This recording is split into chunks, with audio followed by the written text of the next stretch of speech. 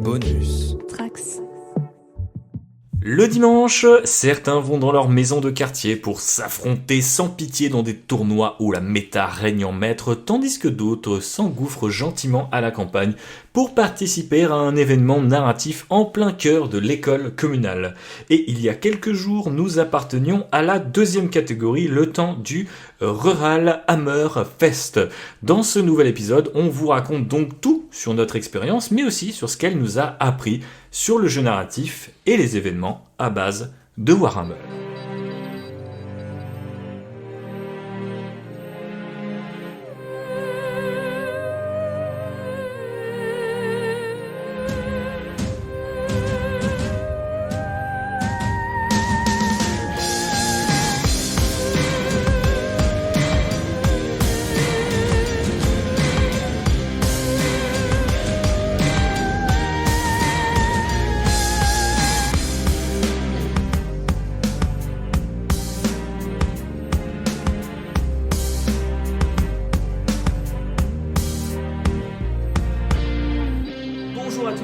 Et bienvenue à bord du Land Rider. Vous le connaissez, vous le retrouvez désormais à chaque épisode ou presque. C'est l'ami Raph, il est là, il était avec moi au Rural Hammer, donc il vient parler aujourd'hui. Comment ça va mon bon Raph ? Ça va très bien, what's up ? What's up ? Bien remis de tes émotions post-Rural Hammer Fest. Ça fait quoi ? Une dizaine de jours maintenant qu'on est rentré, oui ? Ouais, ça va faire 2 semaines à la fin de cette semaine. Et il m'a bien fallu, je pense, au moins 3-4 jours pour m'en remettre. Parce qu'on est vieux maintenant, donc...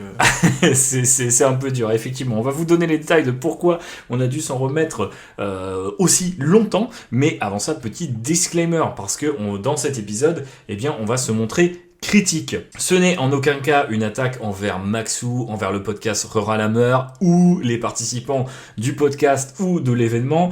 On pense qu'ensemble, et d'ailleurs ça va rejoindre l'épisode qu'a fait Maxou post l'événement, d'ailleurs allez l'écouter, c'est assez chouette, et lui en plus, en l'occurrence, il l'a fait à chaud, donc nous on le fait à froid. Ça va être intéressant de pouvoir comparer du coup ces deux approches là, mais il parle de tout ce qu'il a fait, de tout ce qu'il a pu réunir et du sens que ça lui a donné, et j'ai trouvé ça hyper touchant. Donc bisous Maxou, merci à toi en avance. Je pense qu'on va dire beaucoup merci dans cet épisode malgré tout, mais on va aussi se permettre d'être un peu critique. L'idée de toute façon, c'est pas d'enfoncer qui ou quoi que ce soit, c'est plutôt bien de faire avancer ce débat, de faire progresser cette idée qu'on incarne un petit peu, j'espère, avec le podcast depuis le début d'année, et notamment avec la présence de Raph dans des podcasts débats comme le dernier que vous avez bien aimé, mais même dans n'importe quel podcast. L'idée c'était d'incarner une sorte de nouveau Warhammer avec les guillemets, et je pense que Max nous a donné l'opportunité de le faire le temps de cet épisode, donc je pense que c'était super chouette, mais je pense qu'on va pouvoir pousser la question plus loin grâce à ce podcast un petit peu débrief. Mais avant ça, on va se poser d'abord la question pour ceux et celles qui ne connaîtraient pas le Rural Hammer Fest. Raph, c'est quoi le Rural Hammer Fest en fait ? De quoi on parle ? Deep Cut référence, le Rural Hammer Fest. Qu'est-ce que c'est ? Voilà. Eh bien, tout simplement, c'était donc un événement à la fois caritatif, à la fois narratif, mais autour de Warhammer, dans tous les cas, organisé par le cher Brother Maxou du podcast Rural Hammer.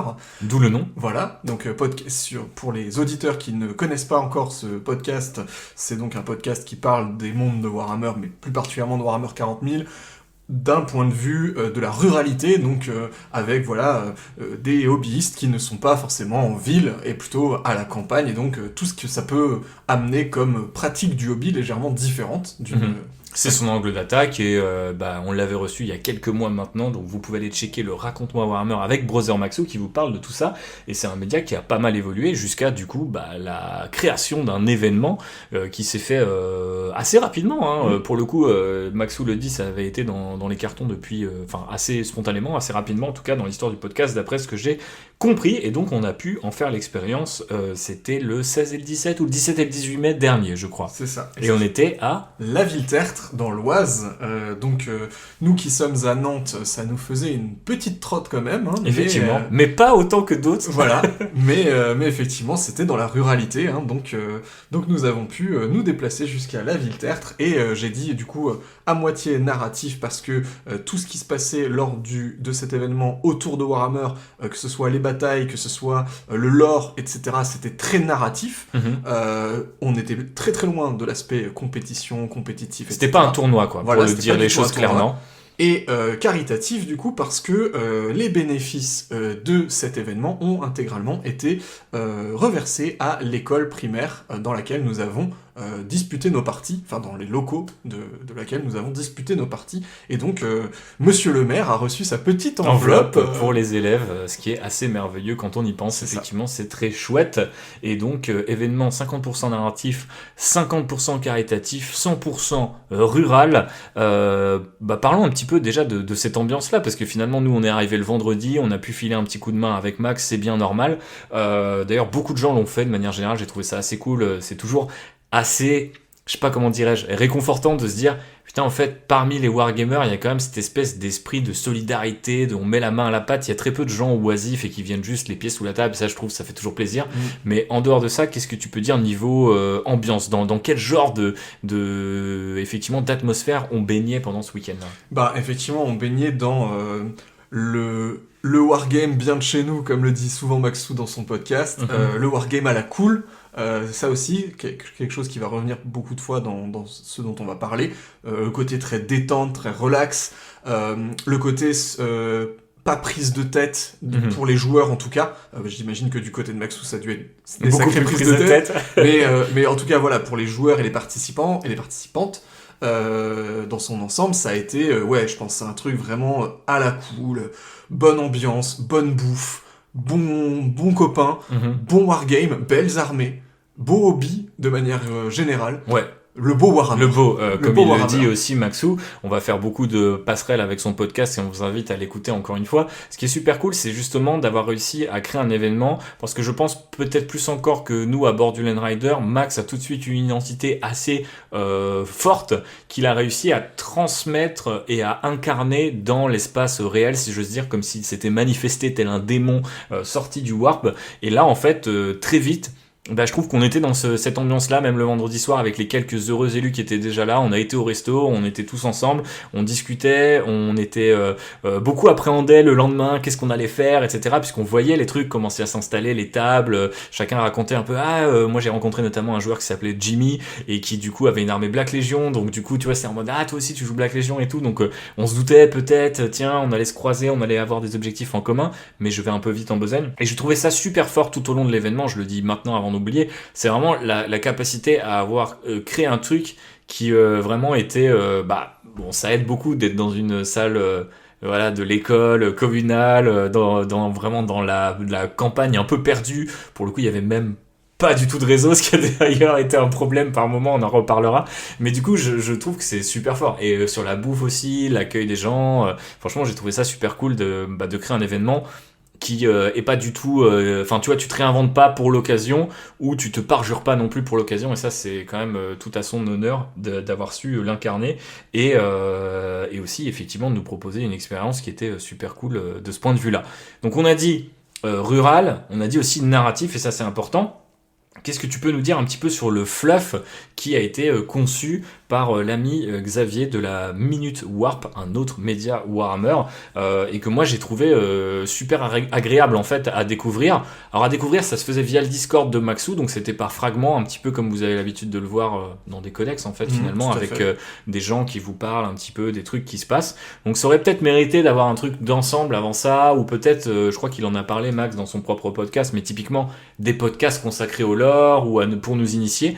Mais c'était assez sympa de lire le samedi matin, tu m'as fait une petite lecture, et après on a reçu aussi le lore du système d'Erubia, si je me souviens bien. Erubia. Et après, pour la petite aparté, Maxou a dit qu'il allait compiler tout ça de toute façon dans un PDF, voire il aimerait bien l'imprimer, de ce que j'ai cru comprendre, pour en faire une espèce de recueil qui compilerait un peu tout ça.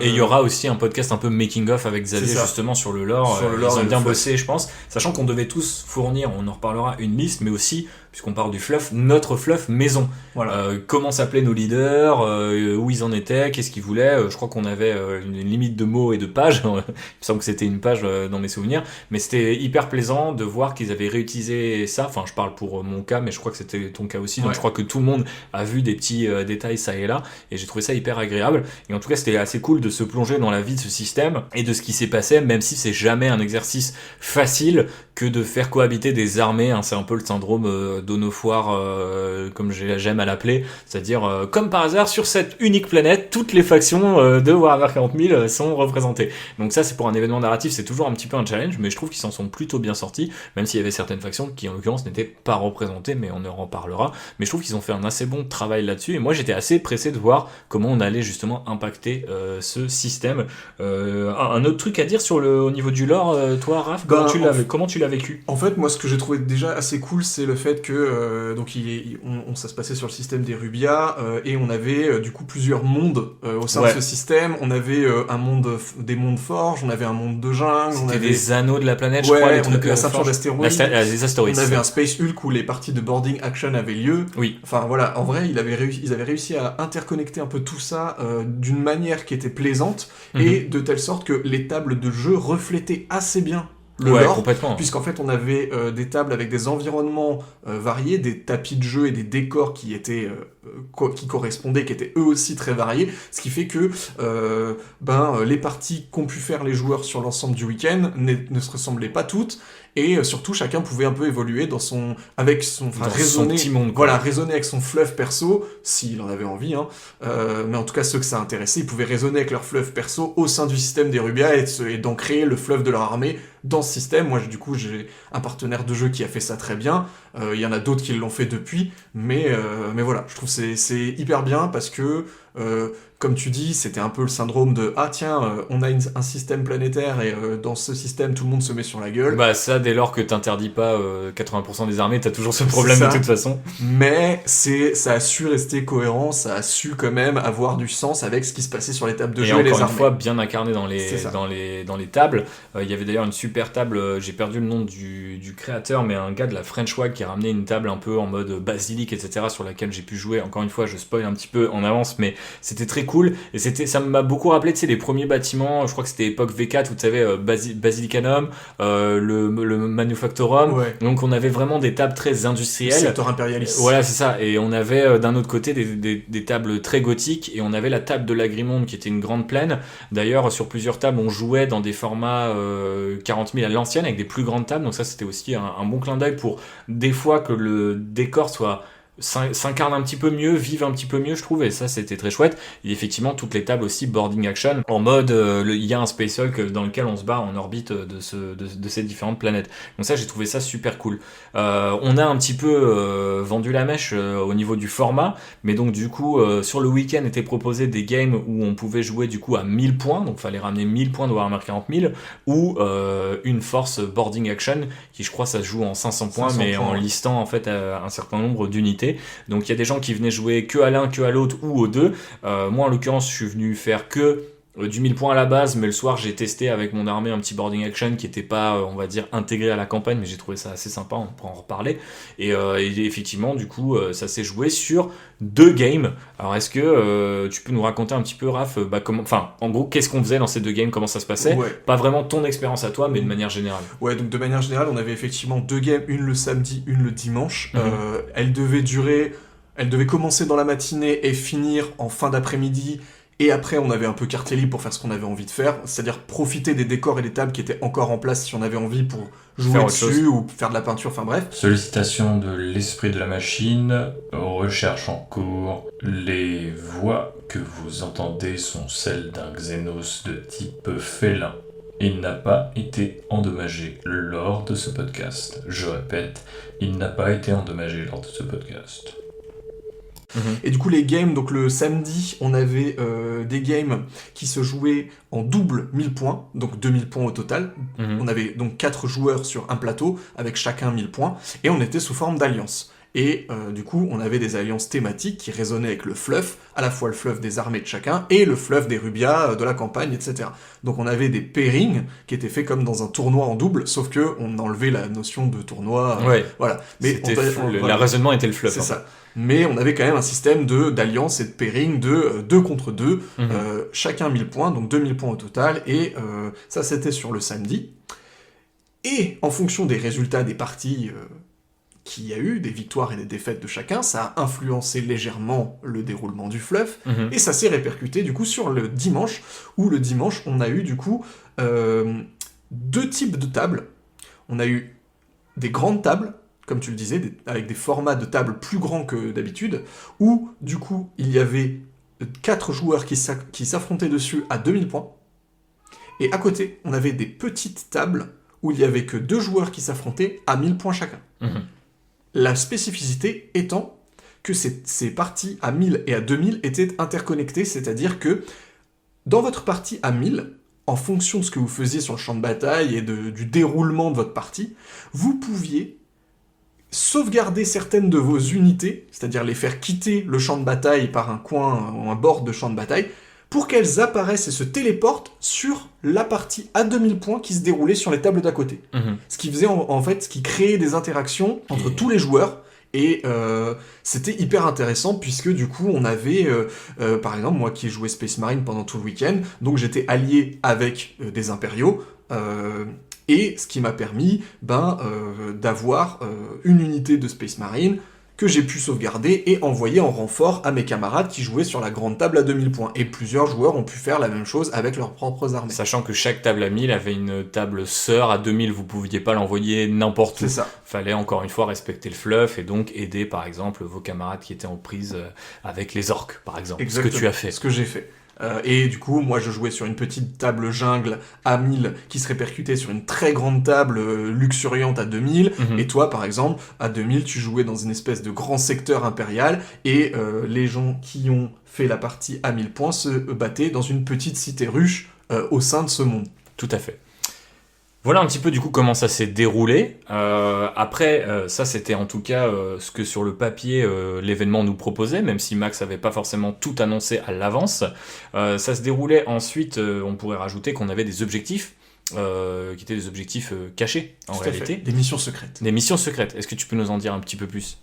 Oui, effectivement, donc Maxou s'était amusé à faire en sorte que chaque joueur, puisque, on l'a dit, en fait, je reviens juste là-dessus, mais on l'a dit, c'était pas un tournoi, donc ça veut dire que vous étiez pas là pour la poutre, et que on avait le système de cartes primaire, secondaire, tout ça. Non, en fait, pour déterminer une victoire ou une défaite, on avait effectivement des objectifs primaires qui restaient sur les tables, donc les fameuses galettes, mais qui n'étaient pas forcément tout le temps utilisés dans le scénario pour marquer des points, ils étaient juste présents matériellement sur les tables, et par contre, chaque mission avait dans son scénario un moyen pour les joueurs de marquer des points, comme les scénarios que vous avez dans White Dwarf par exemple, dans le bunker. Ouais.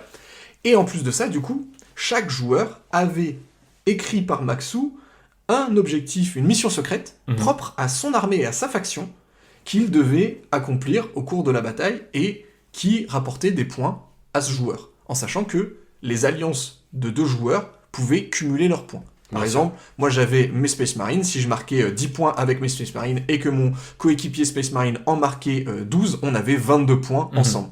Ouais, et c'était très cool parce que ces objectifs secondaires, ils avaient un petit flavor text, un petit texte d'intro qui était basé sur justement notre fluff perso, qui prouvait que quelqu'un, Maxou, Xavier, les deux, avaient lu tout ça, et ensuite essayait de retranscrire notre fluff en mission secondaire, à la place de choper des cartes ou de faire tout ce qui serait, on va dire, un peu plus jeu. Généralement, c'était des actions, où c'était la destruction d'unités bien spécifiques, etc.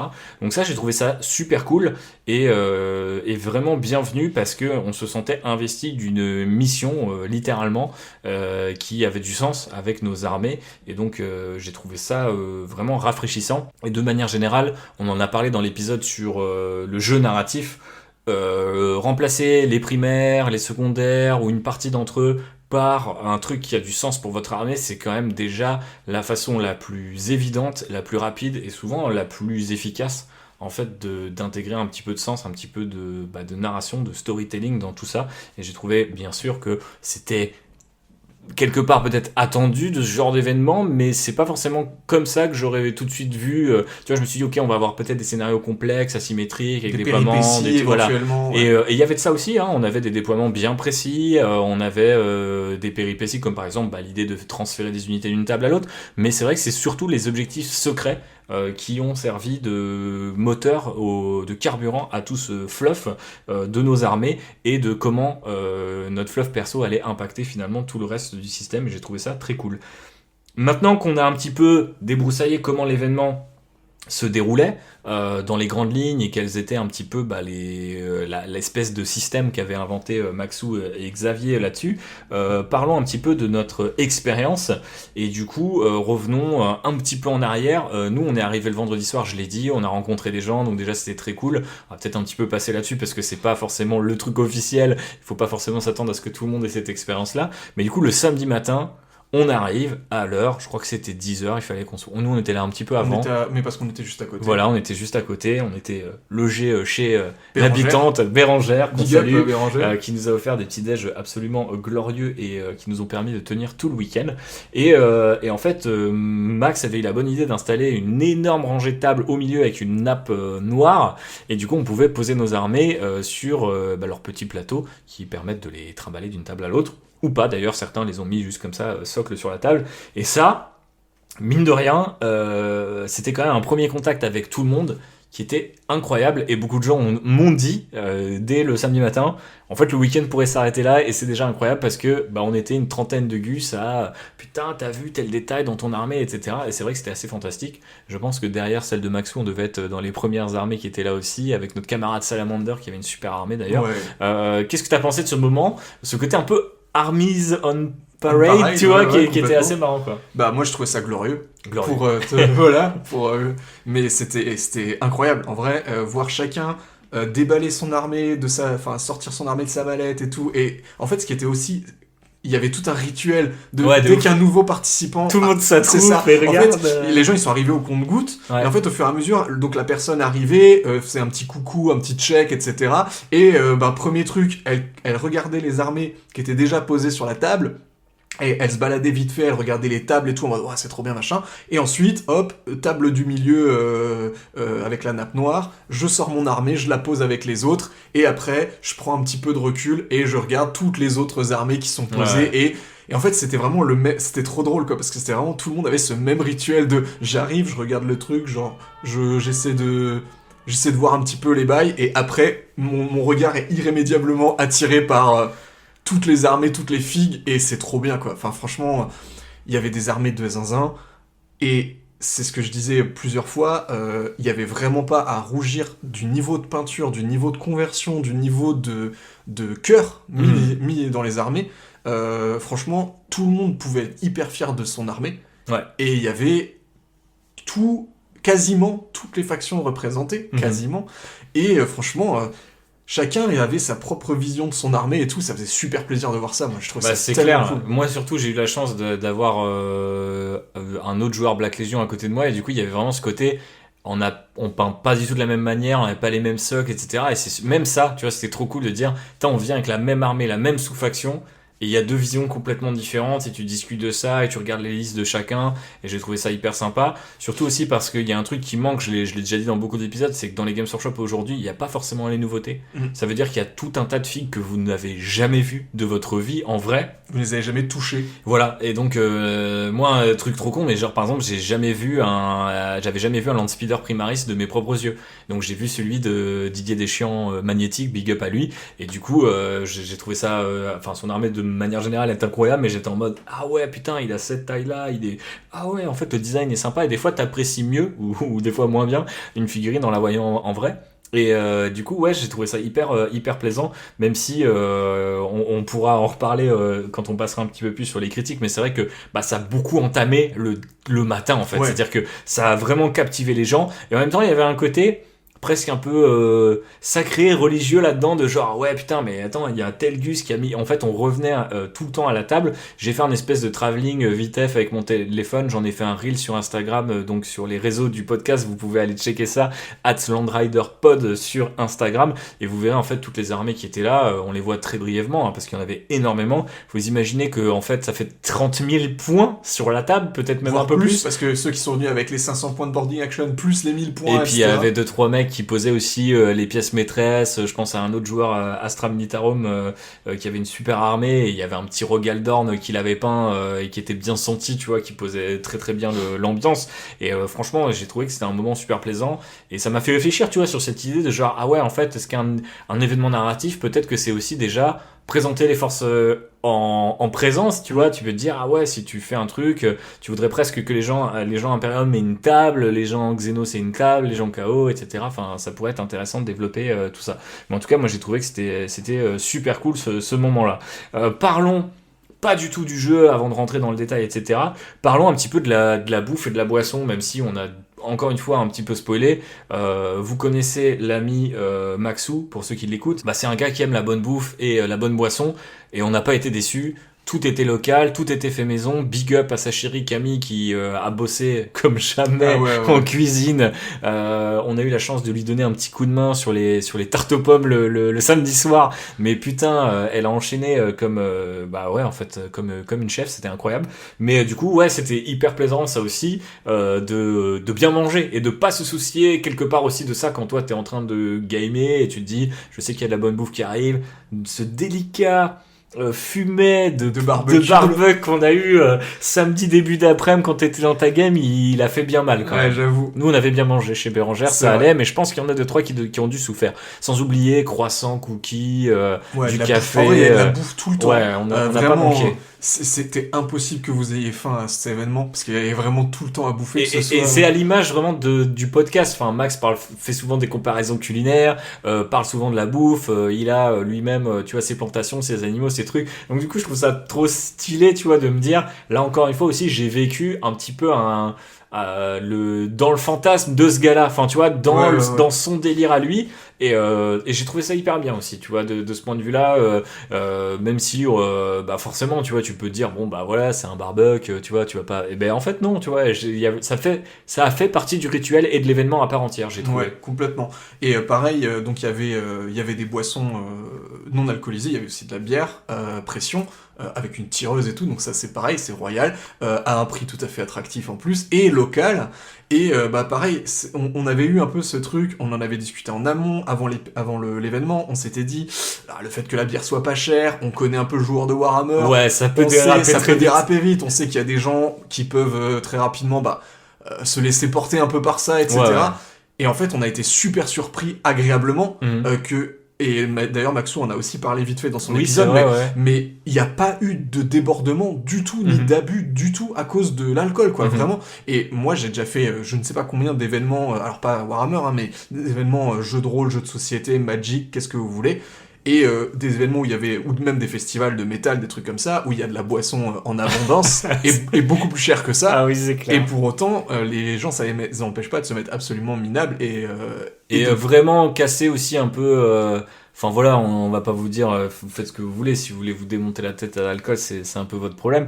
On n'est pas là pour vous raisonner dans un sens ou vous encourager à consommer dans l'autre, mais c'est vrai que j'avais moi personnellement aussi cette crainte, et j'étais assez surpris du côté on a fini les fûts, mais ça a été diffus, raisonné, tu vois, les gens ont attendu la fin de leur game, il n'y a pas eu d'incident, il n'y a pas eu de mec complet, enfin tu vois, qui peut plus finir sa game, ou même voilà, on a tous un effet différent, je pensais pas qu'on allait parler de ça dans ce podcast, mais à l'alcool, et c'est vrai que du coup des fois tu te dis, oh putain mec, un gars qui est en train de perdre, tu vois, est-ce que s'il a 2 bières dans le nez, est-ce qu'il commence pas à prendre la mouche, etc. Moi j'avais vraiment peur de ce truc là, parce que tu sais jamais trop, et même nous, sans aller dans des événements, ça nous arrive de jouer avec quelques bières, et tu vois bien qu'en fait l'attention des gens peut changer en fonction de ce qui se passe, de ce que tu consommes, etc., etc. Bah ouais, c'est clair.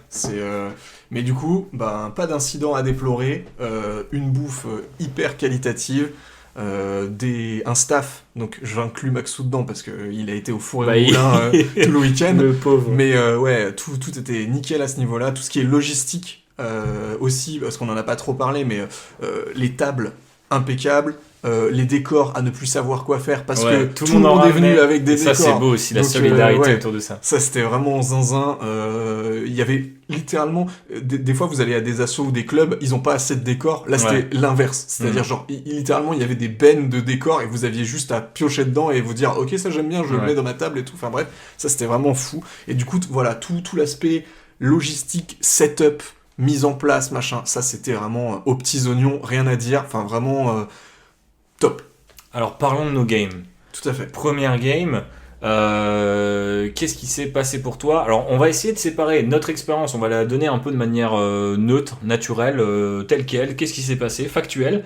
Et après, on fera des retours peut-être plus précis pour que ça aille mieux en termes d'écoute, que vous ayez aussi un petit peu l'occasion, si vous n'avez pas participé, parce que l'idée, c'est pas que ce podcast ne s'adresse aussi que à ceux qui ont participé, mais que ça soit aussi l'occasion justement de se dire, tiens, vous avez envie de monter votre événement, ou même un truc entre potes, etc. Vous pouvez prendre 2-3 tips à droite, à gauche. Mais parlons de nos games. Commençons avec la première game, donc la game du samedi. Raph, vas-y, take it away. Raconte-moi ta première game. Pas forcément dans les méga détails, Non. mais avec qui tu jouais, quel était ton objectif, etc. Alors, du coup, moi je jouais, donc je suis venu avec mes Howling Griffon, que j'avais oui. peint spécialement pour l'occasion, et qui, Belle déterre. voilà, et qui je remercie d'ailleurs, je le dis là, mais je remercie tous les gens qui m'ont fait des compliments pour mon armée. En vrai, vous imaginez pas, mais ça m'a vraiment touché, parce que c'est la première fois qu'une de mes armées reçoit autant de compliments, donc bah merci à vous tous. Pour info, Didier Deschamps Magnétique, tu as complimenté mes linings, sache que c'est complètement une fourberie, hein, parce que je fais ça comme un gros imposteur à base d'aplats de rouge bien sale sur une sous-couche plus sombre, et c'est tout. Voilà. Mais bref.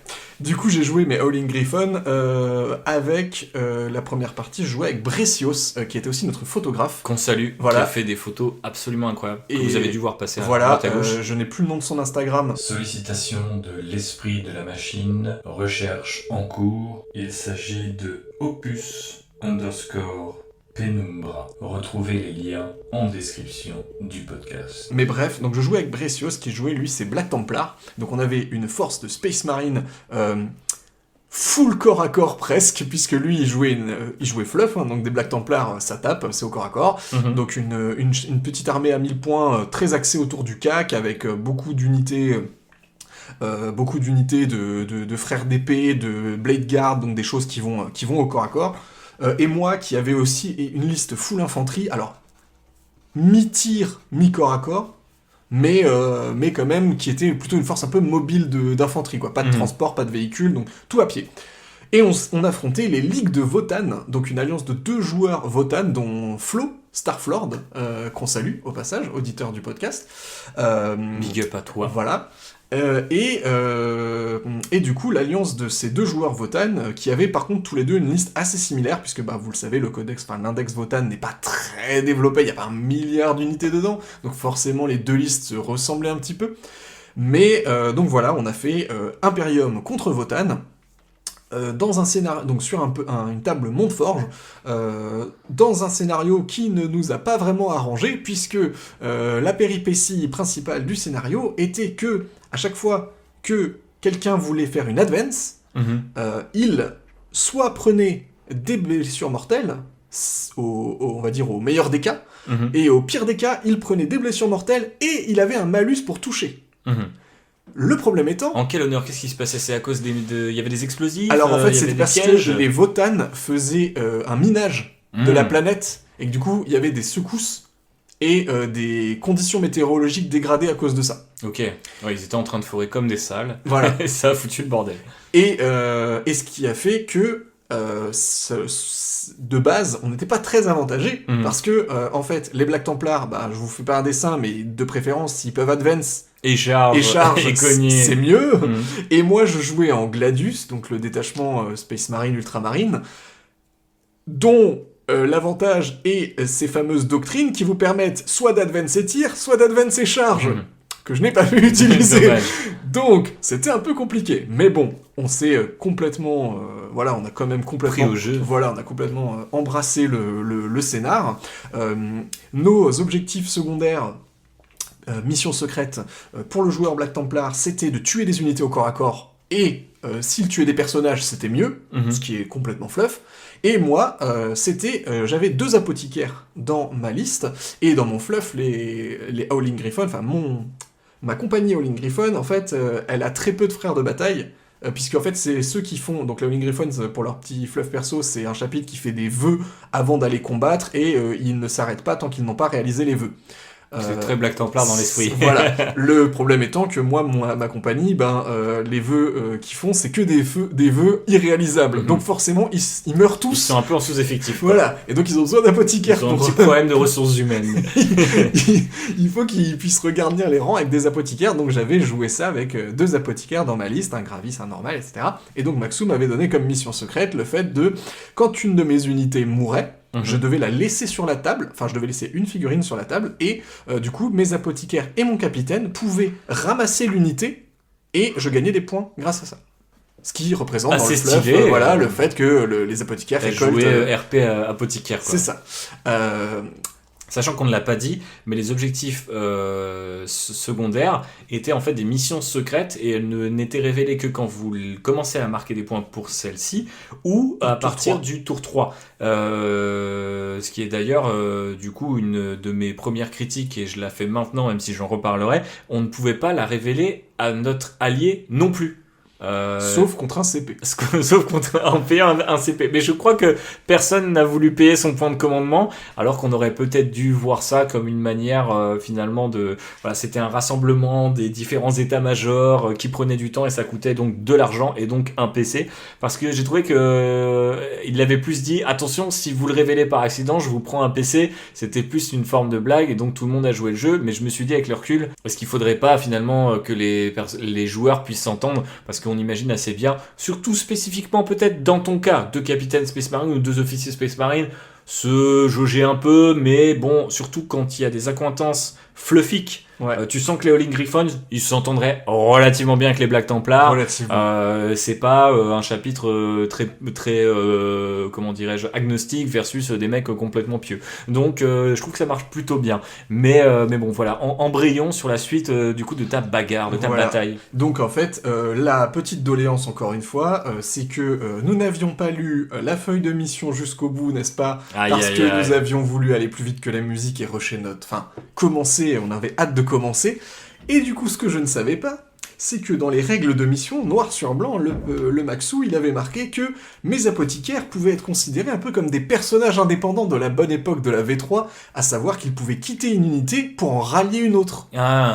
Ce que je ne savais absolument pas, puisque nous n'avions pas lu les règles jusqu'au bout, ce qui m'a donc complètement pénalisé, puisque un de mes apothicaires est littéralement mort au 2e tour. Ce qui m'a laissé... Donc pour marquer des points, c'est compliqué. Voilà. Et du coup, ça aurait pu changer pas mal de choses dans la game. Mais bref, donc... Lisez le scénario, les enfants, c'est mieux. Ne rushez pas très vite. Donc, sans rentrer dans le détail, il y a eu des belles actions de chaque côté. Il y a eu de l'extermination de Votann par les Black Templars en une phase de CAG de manière excessivement sale. Moi, ce sont mes héros du chapitre, donc les squads de commandement, qui a particulièrement brillé et massacré un grand nombre de Xenos. De leur côté, les Votann, ils nous ont quand même bien poutré au tir. Par exemple, mes Terminators sont arrivés en frappe en profondeur et ont raté leur charge. Ils se sont donc pris à peu près 123 tirs d'armes Votann. Mais ça, c'était sympa, c'est que du coup, t'as affronté une armée qu'on voit assez peu, qui est nouvelle et que t'avais jamais combattu en fait. Jamais. Et il y avait des figues dans l'armée que je n'avais jamais vues non plus en vrai. Ouais. Donc, grosse surprise pour moi. Et résultat final, l'Imperium a perdu, on s'est fait laminer salement par les Votann, puisque la force de frappe, de feu d'un Votann, c'est en fait à ne pas du tout sous-estimer. Non, c'est très très fort. Vous voyez les taux ? Mais c'est pareil. C'est pareil mais pire, parce que y a des petits tricks. Donc on a pris une défaite. Alors c'est pas non plus un cul énorme, mais on a quand même pris une bonne défaite, puisqu'on était quasiment table rasée tour 4. Ouais. Donc, ah oui, quand même. Quasiment. Moi, il devait me rester juste des Sternguard, et Bricios, il devait lui rester, je pense, juste une dernière escouade de frères d'épée. Et ça devait être à peu près tout. Ok, les vétérans étaient en vie, mais le reste du chapitre avait succombé. Ah ouais, c'était l'enfer.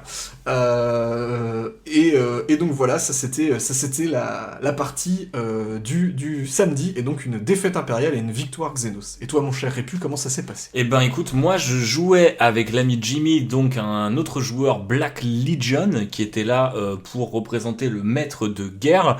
Moi je jouais donc une armée à 1000 points, uniquement composée d'infanterie. Dans la sienne, il y avait 2 machines démons, Ferro, je sais jamais, Cerberus, celui qui tire en tout Cerberus. cas. Donc il en avait 2.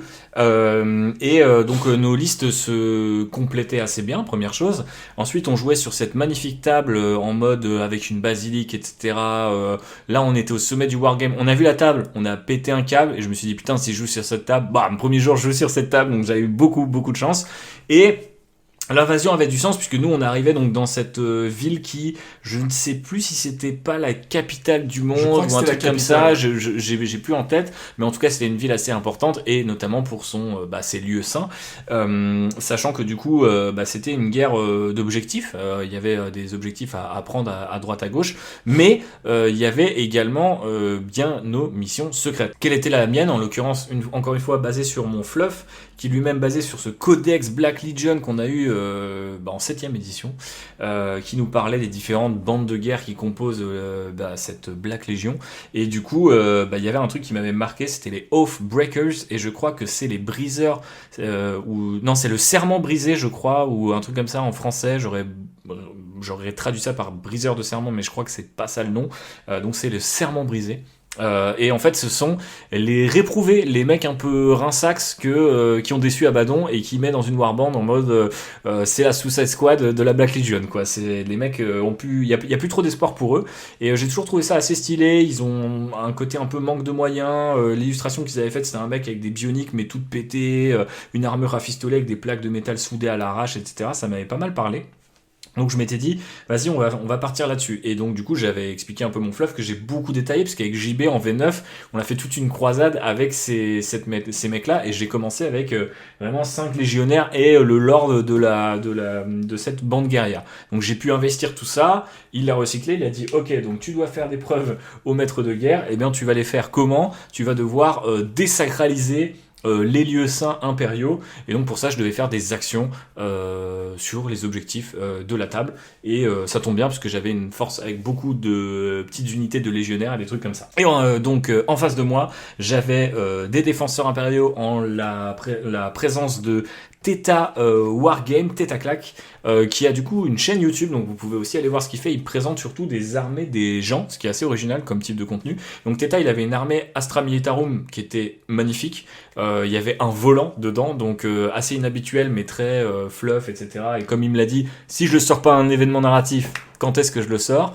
Et j'affrontais également Didier Deschamps Magnétique, super rencontre de ce week-end. J'ai adoré rencontrer l'ami White Scar qui était donc venu représenter le Cannes avec une liste tout bonnement incroyable puisque c'était drop pod avec de l'infanterie, moto, land speeder, donc on était complètement dans l'esprit, j'ai trouvé ça super cool. Et ils avaient un déploiement en face, nous on avait un truc un peu solide, et eux en face avaient un déploiement assez intéressant, c'est-à-dire un gros carré de gardes impériaux et des White Scars sur les flancs. Ah yes. Et qui du coup divisaient en deux leur armée, etc.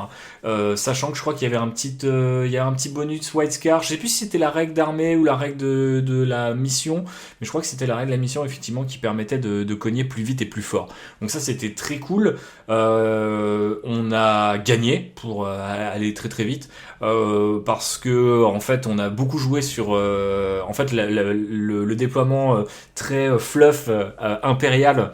On l'a un peu utilisé à notre avantage en bloquant les gardes impériaux. Alors après, j'avais un gros avantage en termes de jeu pur par rapport par exemple à toi et ta péripétie sur l'Advance, c'est que moi je connais bien l'Astra Militarum et je connais bien pour les affronter les Howling Griffons, donc les Space Marines. Et donc du coup ça s'est affronté à coups de bolter, à coups de fusil laser, à coups d'épée tronçonneuse, on a eu des gros corps à corps, mais du coup j'avais un petit avantage je pense côté un peu comme si des espions de l'Alpha Légion m'avaient envoyé quelques infos, mais du coup j'étais assez bien placé pour affronter mes adversaires puisque je connaissais un peu comment ça marchait, et notamment quand les véhicules de Jimmy ont atomisé le centre de commandement garde impériale, je me suis dit bon, à la fois c'est fluff, quelque part il y avait plus d'ordre, ça allait être un petit peu compliqué pour eux, et donc ensuite on s'est déployé, et j'avoue que le fait que sa liste concentrait beaucoup d'infanterie d'élite et des véhicules, et moi beaucoup d'infanterie élite ou un peu de base, j'avais beaucoup de légionnaires, et donc j'ai un peu pris la table on va pas parler de swarm de légionnaires, mais du coup j'ai trouvé ça assez stylé d'imaginer cette grosse force de Black Legion qui a son soutien un peu planqué, tu vois, derrière les ruines, etc. Et d'un coup plein de légionnaires qui sortent des basiliques, qui commencent à foutre le feu, mettre des bannières, des tags, vive le maître de guerre, nique l'empereur, En vrai, mort aux faux un empereurs. très bon épisode de Hammer and Bolter à mes yeux. Ouais, ça avait beaucoup cette saveur-là, notamment aussi avec la résistance assez héroïque, tu vois, de genre, bah en fait, il y avait un côté presque un peu siège de Terra sur le côté, bah en fait, Didier envoyait, tu vois, une première vague, drop pod, bam, charge derrière, ensuite, bam, on s'est pris les motos, etc. On s'est plutôt bien défendu, on a eu pas mal de chances au dé, là aussi, qui nous a beaucoup aidé, notamment le Féro Centaurus triple plasma, il est extrêmement violent, le fait qu'il ait 3 fois le bonus de blast parce qu'il a 3 armes, ça je trouve ça un peu bizarre que ça a jamais été corrigé. Et donc notamment contre de la garde impériale où il y a beaucoup d'unités, c'est très vite l'enfer quoi. Donc du coup victoire du chaos assez largement pour le coup parce qu'on a bien pris la table, il y a eu beaucoup de victimes dans les rangs de la garde impériale comme des White Scars. Je crois que je me suis quand même fait atomiser mon lord qui s'est retrouvé un petit peu au milieu de la table un moment sans son escorte de légionnaire, donc il a un peu pris cher, mais globalement c'était une victoire assez retentissante pour la Black Legion ce coup-là. Donc ça c'était la game numéro 1, ça nous a pris un certain temps du coup de faire cette 2000 puisque 2 adversaires à 1000, donc 4000 points sur table, ça prend toujours un certain temps, mais là particulièrement parce qu'il fallait discuter stratégie, il y avait le côté mission secrète etc, mais du coup on a fait tout ça, on a mangé le soir, on a pris quelques bières pour le coup, moi j'ai pu tester Boarding Action, c'était assez sympa, très rapidement, initiation aux règles etc, ça fait de très belles photos d'ailleurs Boarding Action, parce que tout de suite c'est très stylé. Bon, je me suis pris par contre une force de Terminator Salamanders, donc autant vous dire que je me suis fait exploser. Ouais, franchement, je pense que Vulcan est revenu à la vie instantanément. Alors il peut revenir à la vie comme il veut, mais là vraiment, je pense que ça l'a vraiment incité à sortir de son silence. Bref, passons à la game numéro 2 du dimanche. Et Raph, encore une fois, je te donne la parole. Qu'est-ce que toi, après cette défaite impériale, tu avais à faire lors de cette bataille dominicale ? Et donc moi je jouais sur la table à 1000 points, donc D'accord. la petite table. Effectivement, tu et n'as du pas coup été, je devais sauvegarder certaines de mes unités pour les envoyer sur la grande table qui avait lieu du coup à 2000 points, où du coup le même joueur Salamanders s'était team up avec les Dark Angels de Rudy, qui jouait la Ravenwing, contre très belle liste. Voilà, contre une marée d'orques en face, puisque on avait... C'était vert contre vert. Ouais, on avait 2 joueurs orques en face qui faisaient une grosse wag, et moi du coup je jouais les Howling Griffon à 1000 points contre 1000 points d'orques également, et dans une table jungle, du coup... un petit feeling Predator qui était ouais, sympa quoi. Ouais, alors par contre avec très peu de c'était volontaire d'avoir une jungle un peu ouverte, donc très peu de... pas de ruines, très peu de bloquants, etc. Donc on était direct à la dans la bagarre. Sachant que les tables à 1000, il avait fait aussi des plus petits formats encore. C'était le format officiel Games pour 1000 points. Ouais. Donc il est assez petit en fait le format. Et donc du coup, on avait toujours les mêmes missions. Secrètes. Cette fois-ci, les missions pour gagner des points sur la petite partie, en tout cas à 1000, étaient légèrement différentes, puisque là, on était sur garder des objectifs jusqu'à la fin de la partie, et de l'attrition, donc de la destruction d'unités pures. Donc pour chaque unité qu'on détruisait, 2 points, pour chaque objectif qu'on gardait à la fin de la partie, 5 points, etc. Je fais le calcul. Et du coup, moi, j'ai pris des orques bien énervés en face de moi, ce qui fait que au tour 1, ça a déclenché la wag chez mon adversaire dès le tour 1, donc autant vous dire qu'il y a eu une charge tour 1. Et t'étais du coup joueur 2 quoi. Non, je joue en premier. Ah ouais, d'accord. Mais okay. En fait... tu la déclenches en début de round donc. Tu la déclenches en début de round, tout à fait. Okay. Et du coup, moi j'ai fait mon tour de premier joueur, j'ai advance et tiré, mais ça a fait quelques trous, mais à peine. Et par contre, derrière, lui, il a pu wag, donc advance et charge avec tout le monde. Et vu que moi j'avais déjà advance et qu'on était sur une petite table à 1000 points, autant vous dire que, voilà, ça s'est tapé très rapidement. Et surtout, en face, j'ai pris un pack de 10 frimeurs orques embarqués dans un truck avec un Big Mech en méga armure. Ça fait mal, ça fait pas du bien. Ouais. Ça a lavé Une pas des mal. rares unités de tir Qui orques sature, qui fait bien mal, quoi. Mais la fureur de l'empereur a quand même été furieuse, Furieuse. puisque le pack a été soigneusement lavé par mes 10 fidèles intercesseurs et leurs lieutenants. Néanmoins, je n'ai malheureusement pu gagner la partie encore une fois, puisque j'ai privilégié de jouer selon le scénario établi par notre ami Maxou, en essayant de sauver un maximum de mes unités pour aller les transposer et les faire arriver en frappe en profondeur sur la grande partie à 2000 points. Je n'ai malheureusement pu sauver que mon escouade d'agresseurs et leur apothicaire en Gravis, qui par contre étaient intacts. Qui ont pu se téléporter tranquillement sur la grande table, pendant que le reste de mon armée se faisait atomiser par les quelques orques qui restaient. Mais c'était l'unité parfaite parce que les unités qui arrivaient soutenir leurs grandes alliances pouvaient faire un Overwatch, si je dis pas de bêtises. Complètement, Toi, au moment où ils arrivaient, gratuitement. Donc ça, c'était très cool. T'as grillé de l'orque un peu? J'ai un peu grillé de l'orque. Des merguez. J'ai fait des merguez vertes.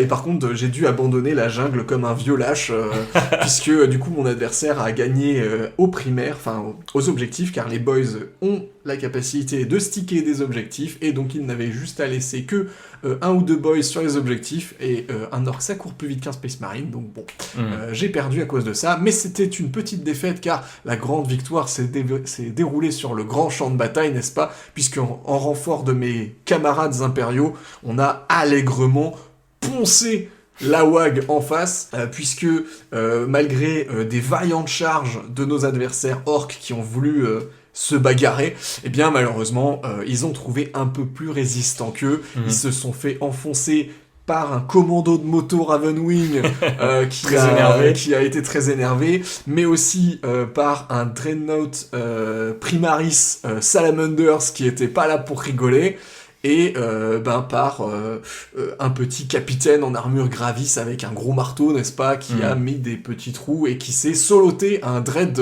orc à lui tout seul. Donc autant vous dire que les orcs, ils ont essayé, mais ils n'ont pas réussi, et ce sont bien les impériaux qui ont gagné la grande partie. Moi, j'ai une salutation à faire, c'était ces deux joueurs orcs qui avaient des vieux D-Games, avaient des armées vraiment très flavor orc, il se dégageait un truc de leurs armées, quoi. Il y avait un squigot. Ouais, un squigot.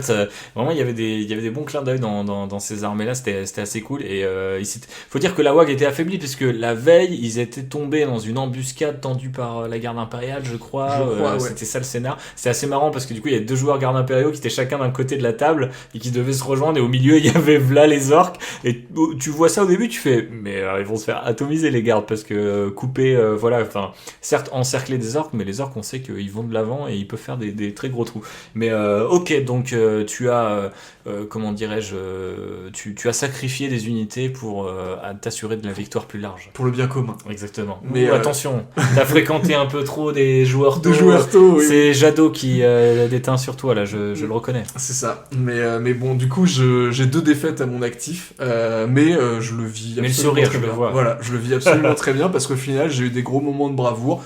J'ai pas eu beaucoup de chance au dé, alors qu'on le sait très bien que ma chance est totalement légendaire. Mais ça, c'est très bizarre, parce que moi, j'ai eu pas mal de chance sur le week-end, et on m'a même dit, putain, mec, t'es jet de dé, et je suis en mode, mais ouais, je sais pas ce qui m'arrive, parce que généralement, c'est l'inverse, mais effectivement, on a échangé les rôles. C'est parce que j'avais mes nouveaux dés, mais oui, mes dés Howling Griffon, et que du coup, je pense que voilà, fallait que je les étraîne, et du coup, j'ai pas fait des jets de zinzin. Ouais, c'est ça. C'est comme les figurines peintes, faut les éprouver une première fois. Exactement. Voilà. Exactement. Et toi, comment s'est passée ta grosse partie ? Bah moi j'ai fait effectivement du côté des tables à 2000, donc nouvelle alliance, cette fois avec l'ami Silur et ses Knights of Blood, si je dis pas de bêtises, chapitre Chaos Renégat, il est parti de 3, je crois que c'est des successeurs des Blood Angel il me semble, mais du coup il y a 2-3 trucs de fleuve, du coup il a extrapolé pas mal de lore et tout, je trouve ça assez stylé, c'est un mélange de schéma rouge et métallique, et du coup de gamme SMC, SM, des vieilles références, des nouvelles, qui est du plus bel effet.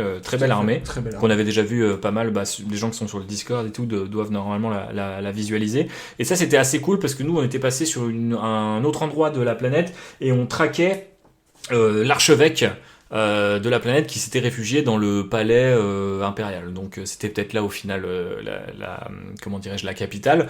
Et on faisait ni plus ni moins qu'un cosplay Iron Warriors, puisque on tenait le siège de ce palais qui était défendu du coup par une alliance là aussi de Space Marine. On avait du coup les Space Wolves de Jean-Claude Gundam, que on salue, et d'un joueur Imperial Fist dont j'ai oublié le nom, mais qui je crois est un auditeur, donc il se reconnaîtra, et qui était arrivé en renfort le dimanche, parce qu'il n'était pas là le samedi, donc il est arrivé avec des Imperial Fist, donc c'était de bonne loi pour un Imperial Fist d'être du côté défenseur d'un siège, et nous avons testé chacun notre art de la polyurcétique, n'est-ce pas?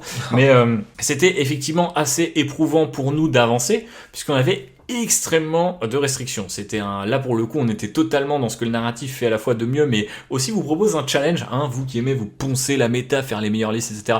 Venez jouer en narratif, vous allez voir en fait qui est le meilleur joueur, parce que on part avec des trucs asymétriques assez énervés, c'est-à-dire que en face, ils avaient du coup, ils étaient dans leur palais, on avait un terrain un peu plus découvert, bon, on avait quand même convenu qu'il y avait des ruines pour qu'on puisse avancer tranquillement, un minimum à couvert, mais du coup, nous, quand on avançait, on jetait notre dé pour avancer, on pouvait prendre de la blessure mortelle parce que le terrain avait été bien sûr piégé dans la nuit par les Imperial Fist. Bien sûr. Si les renforts arrivaient, on prenait de la blessure mortelle, donc on n'était pas forcément incité à faire de la frappe en profondeur, de la réserve, etc.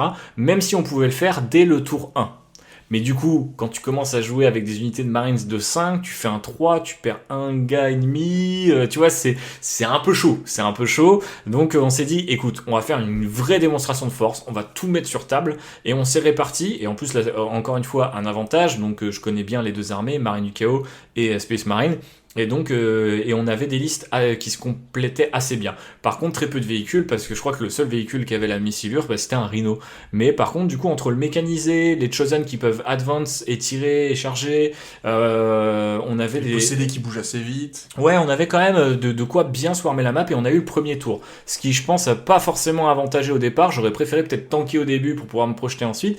Mais au final, on s'est bien projeté. Et moi, alors, spoiler alert, on n'a pas réussi à notre objectif, puisque notre objectif il était méga dur. Je vous ai dit, il y avait ce truc là, mais il y avait aussi les renforts des autres tables, et on s'est pris des renforts assez costauds, notamment un autre joueur Space Wolf qui est arrivé avec 6 loutonnaires, un capitaine sur loutonnaire et un lieutenant au loutonnaire. J'ai perdu le nom des officiers, les Space Wolf, mais en gros 2 héros plus leur loup, donc ça c'était très vénère. Heureusement en face, Jimmy a réussi à exporter le fameux Ferrocentaurus triple plasma qui nous a sauvé du pire. Mais en plus de ça, et en plus des mines, souvenez-vous, eh bien l'archevêque, bien sûr, il vient pas tout seul. Il avait une protection. Et donc du coup, il avait une protection, une garde rapprochée de sœurs de bataille, également des Arbites à appeler, et également une maisonnée de Knights, des petits Armigers, qui étaient là prêts à arriver. En gros, chacune de ces unités arrivait T1, T2, T3. Et donc du coup, forcément, le challenge était de taille, et la table était dans le sens de la longueur, et nous on commençait d'un côté et eux tout au bout, sachant que les Imperial Fist étaient à portée d'objectifs, et des objectifs entre guillemets un peu factices, mais qui donnaient les bonus pour avoir tout ce qui est à portée d'objectifs, etc. pour les Imperial Fist. Donc ils étaient vraiment sur un gameplay fixe et encouragés par le scénario à jouer vraiment en mode statique. C'est une force par ailleurs composée de Gravis et d'un Dreadnought Redemptor. Voilà. Donc autant te dire que fallait se lever quand même pour essayer de chasser ça. On s'est vraiment pas mal démerdé du tout. On a réussi à tanker cet Impact Space Wolf de loup comme des chefs. On a été jusqu'aux portes du palais. Et moi, il me restait encore pas mal d'unités. C'est beaucoup Silur qui a subi l'attrition des Space Wolf, etc. D'aucuns diraient que j'ai envoyé les Knights of Blood tanker les bolts à ma place. Non, en vrai, on était assez bien coordonnés, etc. Mais en fait, mon objectif, moi, c'était simplement de détruire des unités. Et je l'ai fait allègrement en maxant, je crois que j'avais maxé mes secondaires au tour 2. Ah oui. Donc j'ai vraiment fait 2 tours 1 assez énervés, notamment parce que les renforts qui étaient des loups sont arrivés sur ma gueule très tôt. Donc effectivement, mes gars se sont retrouvés avec des tremplins, comme on dit en termes de charge. Des proies faciles. Et des proies... faciles, je ne sais pas, parce que les proies, loups... mais des proies, ça c'est sûr. Donc voilà, à l'inverse par contre, Silur avait un objectif qui était très difficile, puisqu'il s'agissait de défoncer l'archevêque. Et du coup le sacrifier au dieu noir, n'est-ce pas? Mais du coup, ouais, c'était un peu rude. Et je pense que avec un peu plus de tours, On aurait peut-être pu y arriver parce qu'il me restait encore pas mal d'unités et je pense que je n'aurais fait qu'une bouchée de sa garde d'honneur. Par contre, effectivement, il y a un moment où la question des secondaires des Space Wolves s'est activée et lui, il devait être dans nos lignes, avoir vraiment transpercé nos lignes. Et en fait, à un moment, il y avait des Terminator, il y avait du River qui était dans nos lignes. Bah oui. Donc la question est vite devenue, est-ce que moi j'ai encore assez avec ce qui me reste en arrière-ligne pour les détruire et donc l'empêcher de mettre son secondaire et pouvoir mettre moi le primaire, enfin en tout cas le secondaire de Silure, qui était un peu le primaire global, puisque l'idée c'était... même je pense dans la campagne tuer l'archevêque c'était quand même assez important. Ça aurait été la victoire du chaos. Voilà. Alors après il y avait une autre manche qui se jouait avec l'ami Hector qui avait un prince démon et l'idée c'était qu'il consommait les saintes braises pour monter comme ça en puissance on va dire, et là eux ils ont gagné alors que eux aussi avaient un avantage, un désavantage côté chaos, parce que bien sûr l'idée c'est quand même que les impériaux se regroupent, se défendent, c'est logique tu vois, je suis pas en train de rager contre le scénar, mais du coup c'est vrai que j'aurais bien aimé des tours en plus. Mais de toute façon, avec l'infiltration des Space Wolves, on n'aurait pas pu gagner, même si on aurait quand même pu défoncer cette année archevêque. Donc c'était vraiment super tendu cette game, parce qu'il y a eu beaucoup de rebondissements, et par contre je trouve qu'en termes de scénar c'était juste incroyable, et surtout moi j'y ai cru un peu jusqu'au bout, c'est-à-dire que il s'est passé plein de choses, et on avançait en mode swarm, mais j'étais en mode putain on tank les Imperial Fist, les Space Wolves arrivent, ils nous envoient des charges, on tank.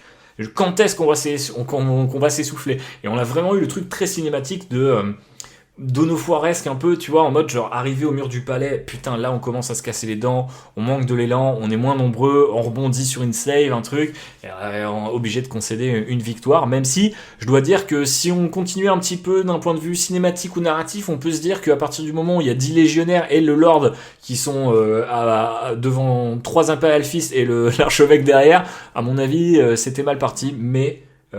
Aramis, mon lord, a déclaré qu'il fallait se replier sur le vaisseau. Peut-être que le maître de guerre le rappelait. Voilà, son mission. Après, lui, sa mission était accomplie. Il avait tué assez d'Imperial Fist et récupéré assez de landes. Les chaoteux entre eux. Voilà, il y a des petits coups de poignard dans le dos. Mais voilà, la game était super cool et c'était super chouette parce que Silure, je crois que c'est une des premières armées que j'ai vues sur le Discord, etc.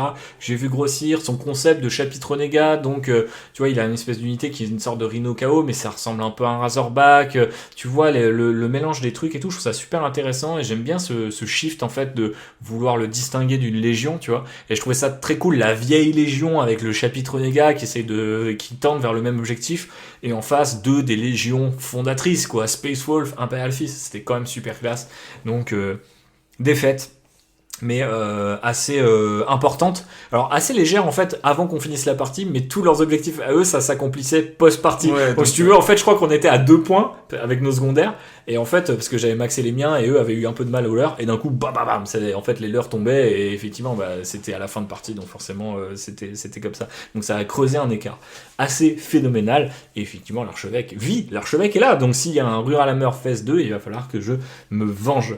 Voilà pour ma game 2. J'avais envie de te demander, puisqu'on a fait que 2 games, on va peut-être pas revenir dans tous les détails, on vous en a déjà donné beaucoup.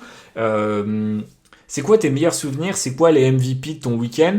Je te donne les miens très rapidement parce qu'en fait, assez bizarrement, mais je crois que ça tient à ma liste qui était très utilitaire, beaucoup d'infanterie. Max avait d'ailleurs vachement incité les gens à prendre beaucoup d'infanterie, justement pour pouvoir jouer les secondaires, et aussi parce que généralement c'est des listes moins polarisé, donc t'as tendance à jouer plus longtemps parce que t'as plein de petites unités qui peuvent faire plein de petits trucs. T'as moins d'intrition, les tanks ça génère tout de suite beaucoup de morts. C'est sûr. Et donc du coup, moi j'ai bizarrement pas eu de trucs qui, tu vois, sont envolés. Disons que les unités ont fait ce qu'elles devaient faire.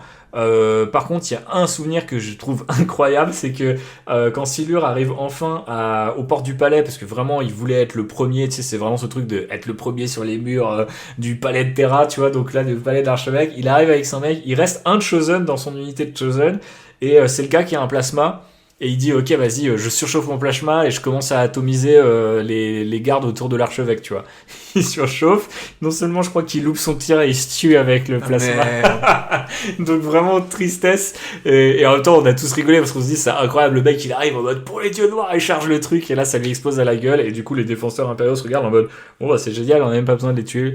C'était un moment assez incroyable. Après sinon la charge des White Scars, je trouvais ça super cool, mais en fait moi vraiment j'ai pas fait de truc de zinzin, si ce n'est qu'effectivement, il y a des fois où, notamment, je crois que j'ai fait un tanking complètement malsain contre du bolter amélioré avec les PA, etc., ou du sustain des Imperial Fist. Je t'avoue que le stacking de règles des Imperial Fist est assez impressionnant.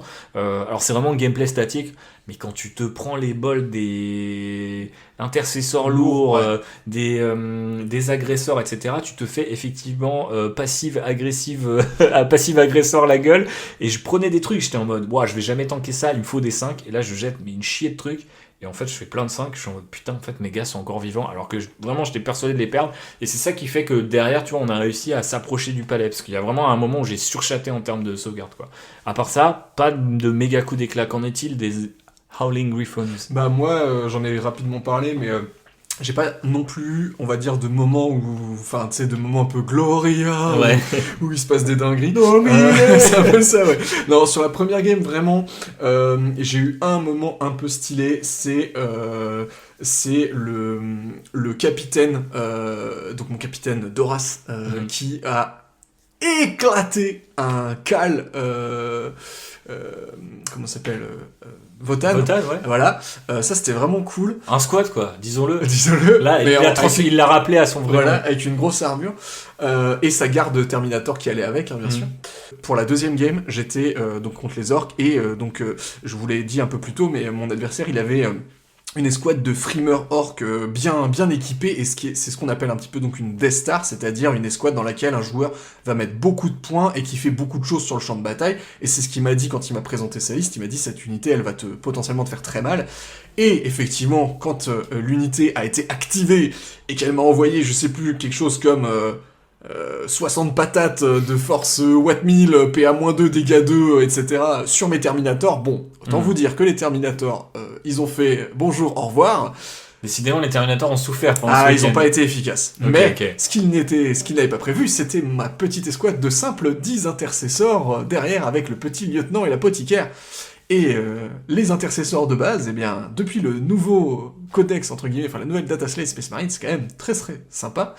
Et du coup, ils ont envoyé leurs 40 pruneaux touche fatale dans les grosses Death Stars d'orques, et elle les a lavés en une phase de tir. Et du coup... c'est les 40 tirs... C'est les 40 tirs de force 4, PA-1 dégâts, mais touche fatale avec le lieutenant, et du coup, ça s'envole très très rapidement. C'est vraiment la discipline du bolter, quoi.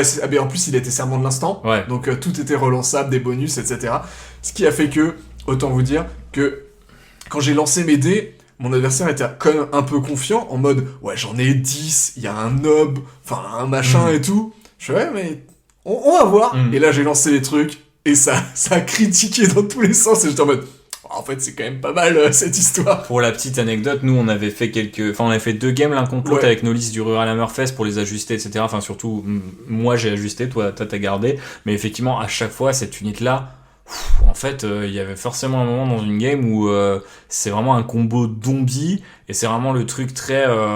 T'as presque l'impression qu'il y a 5 marines qui se mettent à genoux et les 5 autres au-dessus de leur frère, codex, et c'est en mode bam bam bam, tu vois, avec le bruit du bolter de Space Marine 2 un peu lent comme ça là, et ça découpe en face, hein. Franchement c'est pas marrant. Du coup j'avoue que mon adversaire l'a un peu appris à ses dépens, parce qu'il y a eu un peu ce truc de wow. Surtout la sauvegarde des orques leur permet pas vraiment de tanker ce genre de truc. Sachant que les frimeurs ils ont une meilleure sauvegarde que le... Ah ouais, c'est vrai. Parce que genre ils ont des petites épaules. Ouais, je sais pas, et puis alors quand ils sont leadés par le Nobs, ils avaient une invue 4+, en plus. Ah ouais. Donc vraiment, c'était... J'avoue, j'ai eu ce petit moment de... Ouais, c'est bien. Le devoir de l'empereur est accompli. Ils ont fait leur taf. Ils ont fait leur taf. Mais sinon, pas non plus de maxi... j'ai pas eu de... Pas de méga craquage. Pas de méga craquage.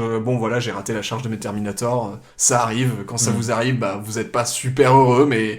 c'est le destin, hein. Et en plus vous craquez votre PC reroll, vous ratez de nouveau votre charge, donc c'est que... Fallait jouer le capitaine Terminator qui te permet de relancer les charges, quoi. Alors oui, mais du coup je n'aurais pas pu avoir mon glorieux capitaine Doras avec son héros, ses héros de compagnie. Et donc il n'aurait pas découpé ce pauvre Votan. Exactement. Et effectivement, on n'aurait rien eu à raconter dans ce podcast finalement. C'est ça. Bon, on a été positif, vous avez entendu les sourires, vous avez entendu les rires, même quand on perd, on était à donf.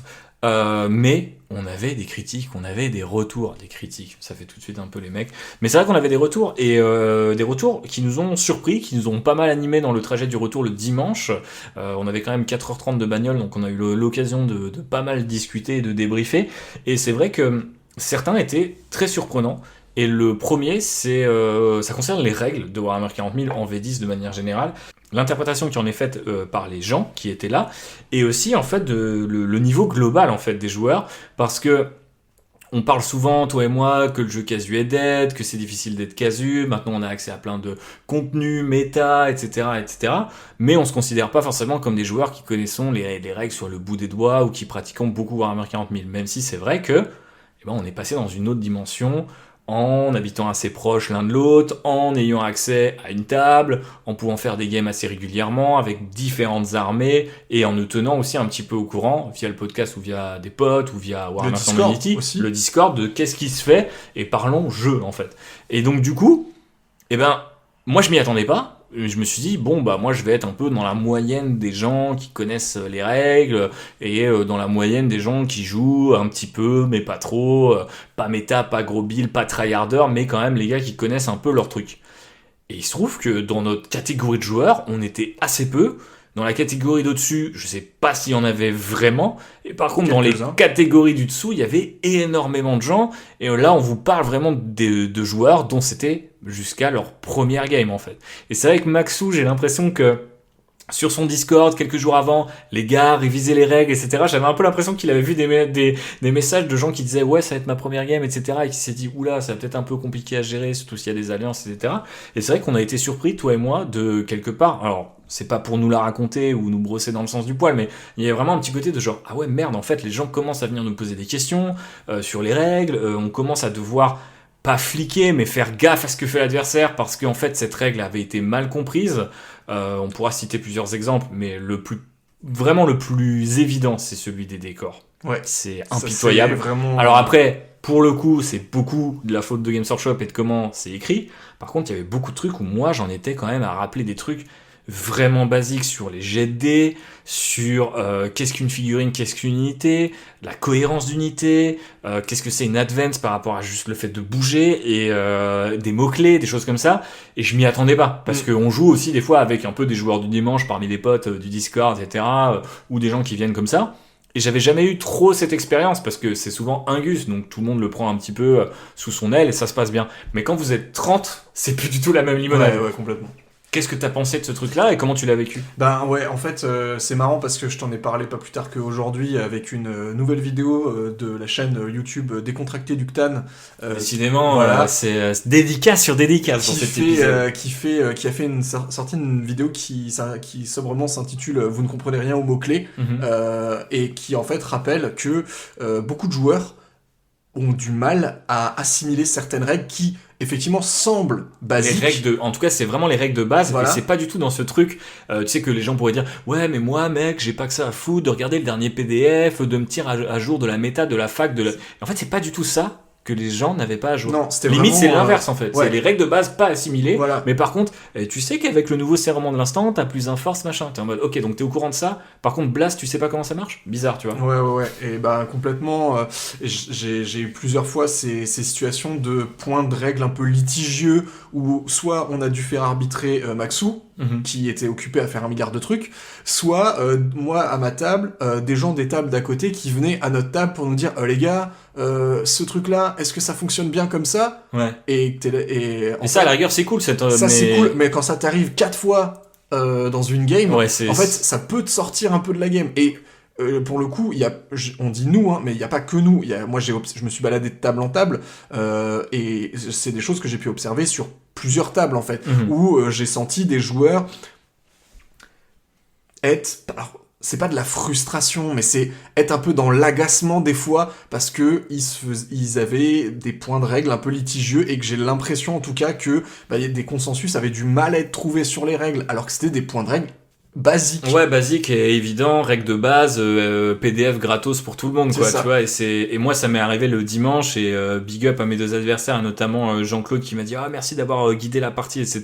Mais c'est vrai que quand tu commences la game et les gens autour de ma table avaient soit très peu joué, soit vraiment très très peu joué, voire pas du tout. Et donc en fait, c'est pas vraiment un problème, tu vois. Mais par exemple, tu te dis ok, je vais m'occuper de mon allié, mais quand tu dois aussi gérer tes deux adversaires, enfin tu vois, t'as pas non plus envie. Et ça, c'est aussi une méfiance qui a disparu chez moi. C'est-à-dire que plus je joue, plus tu te rends compte que généralement les gens qui te disent tiens attention fais gaffe là j'ai tel truc, t'as pensé à ça, c'est pas pour t'emmerder. En fait c'est pour te dire, pour t'amener à un niveau de jeu un peu équivalent. C'est une sorte de béquille, tu vois, de te dire tiens réfléchis à ça, etc. Nous on se l'est beaucoup fait tous les deux et en fait maintenant c'est devenu un peu naturel. Et c'est vrai que des fois j'avais presque l'impression, moi je disais aux adversaires attention parce que là moi je suis là, ils étaient en mode non mais c'est bon t'inquiète, en mode sous-entendu laisse-moi faire, laisse-moi gérer. Et je suis en mode ok tu gères, après je te préviens pour éviter que potentiellement là je vais faire un truc qui va être frustrant pour toi dans 10 minutes ou 20 tu vois. Et ça c'est vrai que j'ai vu aussi l'habitude que ça crée, pas forcément sur l'appréciation des règles, même si je pense on les connaissait mieux que beaucoup de gens, et c'est pas un flex, hein, c'est juste factuel.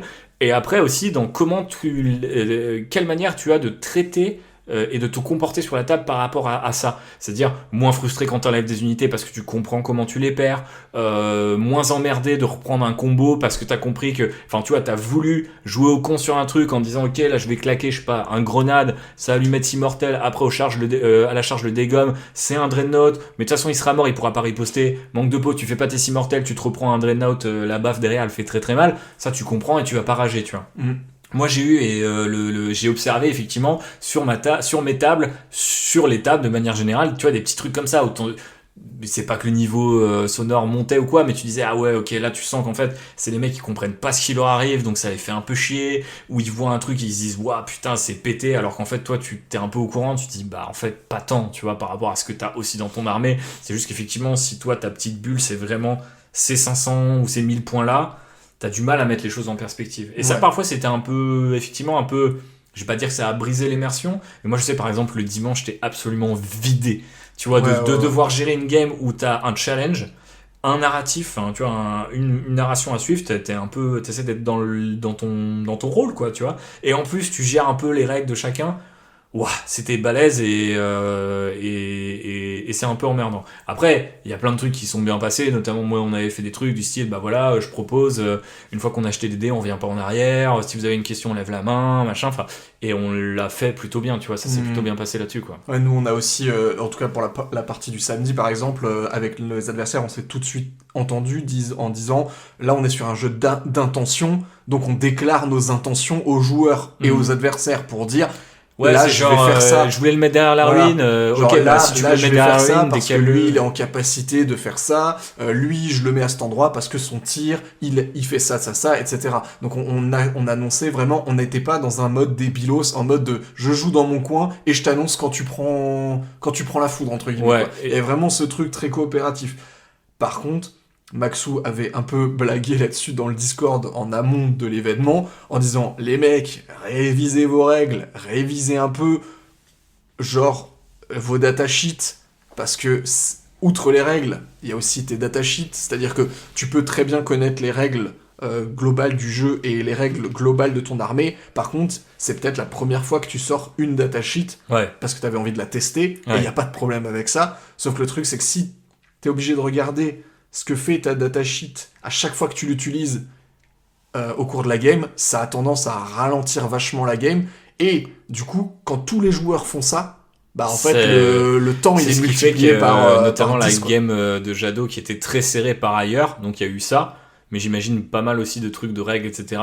Et en fait, les mecs, ils ont fait quasiment 11 heures. Je crois qu'ils ont fait, 11h, 20h. 11h, ouais. Enfin, il y avait les pauses, etc. Mais je te dis, ouais, pour un 2000, c'est énervé. Alors après, bien sûr, c'est aussi... on en reparlera après, mais c'est peut-être aussi la fausse bonne idée du côté duo. Ouais. C'est que du coup, tu t'accordes avec ton adversaire, il va te poser des questions, tu vas lui poser des questions, tu vas vouloir te synchroniser, ou alors tu joues dans ton tunnel, mais à ce moment-là, c'est même plus marrant. Donc en fait, c'est un peu compliqué. Donc surtout quand tu connais pas, j'allais dire, tu t'accordes avec ton adversaire, ton allié plutôt, mais tu t'accordes aussi un peu avec tes adversaires dans un jeu d'intention. Et ça d'ailleurs, pro tip, parce qu'on va pas faire que critiquer, on va aussi vous donner un petit peu des petits conseils, etc. Je pense que la pool de niveau, etc., c'est un peu illusoire, et surtout sur un événement narratif, je pense pas que c'est sa place. Par contre, si vous savez que vous allez dans ce genre d'événement ou que vous en organisez et que vous savez que tu as des gens qui sont un peu déficitaires du côté des règles et qu'on n'a pas tous le temps, ni l'argent, ni les moyens, enfin, il y a plein de trucs qui fait que tu peux pas forcément méga calé sur les règles, mais je pense que ce que tu as appelé le jeu d'intention, ça peut sauver des vies. Et genre vraiment, tu connais pas tes règles, tu dis bah voilà, moi ce que j'aimerais faire avec cette unité, c'est venir te charger à travers ce bâtiment. Est-ce que c'est possible? Comment je le fais? Et en fait, si ton adversaire tu sais qui fait ça, c'est dans l'intérêt de tout le monde que ça se passe. Tu te doutes bien que le mec qui a fait un truc de corps à corps, tu vas pas lui dire bah non, dommage, hein, je t'ai pas dit, mais au fait, ce truc-là, tu peux pas le traverser, tu te souviens pas, je l'ai dit à 4 heures quand on a commencé la game. Bah non, tu vois, tu fais pas ce genre de truc. Mais c'est vrai que du coup, même quand vous êtes débutant, n'hésitez pas à déployer une stratégie à haute voix entre guillemets pour votre allié, pour vos adversaires, parce que bah, tout de suite si quelqu'un est bien intentionné il vous dira ok alors tu peux le faire mais sous ces conditions là donc fais gaffe à tel ou tel truc. Et ça je pense que ça quand je dis ça sauve des vies c'est que ça fluidifie le jeu, ça évite les frustrations et quand on est 4 autour de la table ça peut fumer beaucoup plus vite. J'ai pas eu d'incident particulier à noter mais je sais comment ça peut se passer avec 2 joueurs donc j'imagine qu'avec 4 joueurs ça peut être d'autant plus énervé quoi. Ouais, ça, en autre conseil, je sais que, comme tu le dis, on n'a pas tous le temps, l'énergie, l'espace mental et tout ce qu'il faut pour tout connaître, et de toute façon c'est impossible de tout connaître, parce qu'il y a tellement de choses qui sortent et tout, clairement, machin. clairement. Mais essayez, si vous avez l'application, par exemple, enfin non, parce que du coup maintenant il faut les codex, mais vous avez Wahapedia, c'est gratuit, Ouais. voilà, essayez de regarder, renseignez-vous sur un peu toutes les armées, même celles que vous jouez pas, que vous connaissez pas, même, vous êtes pas obligé de regarder en détail qu'est-ce que font chaque datasheet et tout, machin, regardez juste, ne serait-ce que la règle d'armée. Pourquoi ? Parce qu'en fait, bah tu vois, moi je me suis retrouvé 2 fois, du coup, contre des armées que je ne connaissais pas, Ouais. et que je n'avais Orc et jamais Votann. affronté sur le champ de bataille, Orc et Votann. Je savais vaguement ce qu'ils faisaient, parce que j'ai vu des rapports de bataille, parce que je vois comment c'est... Je regarde les analyses de codex ou les trucs comme ça. Mais par contre, dans le détail, je ne savais pas ce que faisait chacune des datasheets. Et du coup, j'ai eu quelques fois des mauvaises surprises, en mode « Ah, en fait, ce truc est capable de faire ça !» Et je ne le savais pas. Et mon adversaire le savait, mais il ne me l'a pas forcément explicité parce que lui, c'est quelque chose qu'il joue tout le temps, qu'il a l'habitude de jouer, donc pour lui, c'est un peu automatique. Ça marche dans les deux sens, C'est c'est-à-dire renseignez-vous, mais aussi exigez de vos adversaires qu'ils puissent vous faire une synthèse, parce que c'est pareil, moi, pour commencer aussi à jouer dans des clubs ou des trucs comme ça, moi je m'en branle que tu me dises alors ça c'est force 5 qui se init.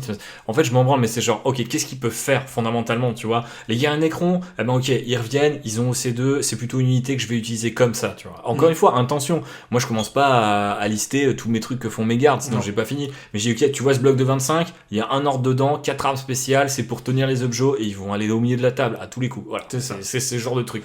Et il faut le faire dans un sens ou dans l'autre. Nous, on s'est présenté, et je crois que tout le monde l'a fait, présenter les armées, etc. Ouais, donc ça, c'est cool, tout, spontané. ça, et parce que ça évite le côté gotcha, comme on appelle ça avec les guillemets, c'est-à-dire le fait de, pas de piéger, mais en fait, par manque de précision, embrouiller un peu votre adversaire. Ah bah, je t'avais pas dit, moi j'ai un truc de contre-charge, enfin un truc qui aurait, s'il avait su, il aurait fait complètement différemment. Ouais. Donc ça, j'ai pas eu de gotcha, moi par exemple, tu vois, ou vraiment des trucs assez légers, de genre des détails, des trucs que j'avais zappés, mais c'est aussi parce que j'affrontais les armées que je connaissais. Ouais, c'est ça. Et moi je connaissais très bien mon armée aussi, donc pour mon allié c'était parfait. Non, attends, ce truc-là, t'inquiète, il fait ça, tu vois. On n'a pas besoin de vérifier, tu vois ce que je veux dire. Oui. Et après, on a aussi un avantage qui commence à être colossal sur les joueurs V8, V9, les gens qui arrivent dans le hobby maintenant, c'est qu'en fait il y a des trucs qui n'ont pas changé en 10 putains d'éditions ou presque. Et donc en fait, du coup, quand t'es en mode, ouais non mais ça c'est Endu 3. Ça c'est Force 4. Un bolter, c'est tu Force vois, 4. Et alors oui, t'as des bonus, t'as des trucs, etc. Mais en fait, dans la moyenne des choses, 90% du temps, t'es juste. Et du coup, tu tapes juste. Donc les gens vont vérifier, mais ils vont faire putain, comment tu sais? Putain, ça n'a pas bougé, tu vois, fais-moi confiance. Et donc c'est vrai que nous, on part avec un avantage. Maintenant, c'est presque un peu comme respirer, on se pose plus trop la question. Et dès qu'ils changent, d'ailleurs, ces stats-là, on est un peu perdu. Oui, c'est ça. Mais elles vont changer à un moment ou à un autre, elles ont changé pour certaines. Mais c'est vrai que c'est aussi un énorme avantage. Et je pense qu'il faut aussi, pour nuancer un peu la critique, se dire que bah, nous, on arrive avec nos gros sabots, ça fait 3 éditions qu'on rejoue à balle, dont une là, en 10e, où on joue beaucoup, vraiment beaucoup. Mais on joue aussi depuis la V3. Donc en fait, depuis la V3, un bolter c'est Force 4. Voilà, ça n'a pas changé. La sauvegarde d'un Space Marine c'est 3+.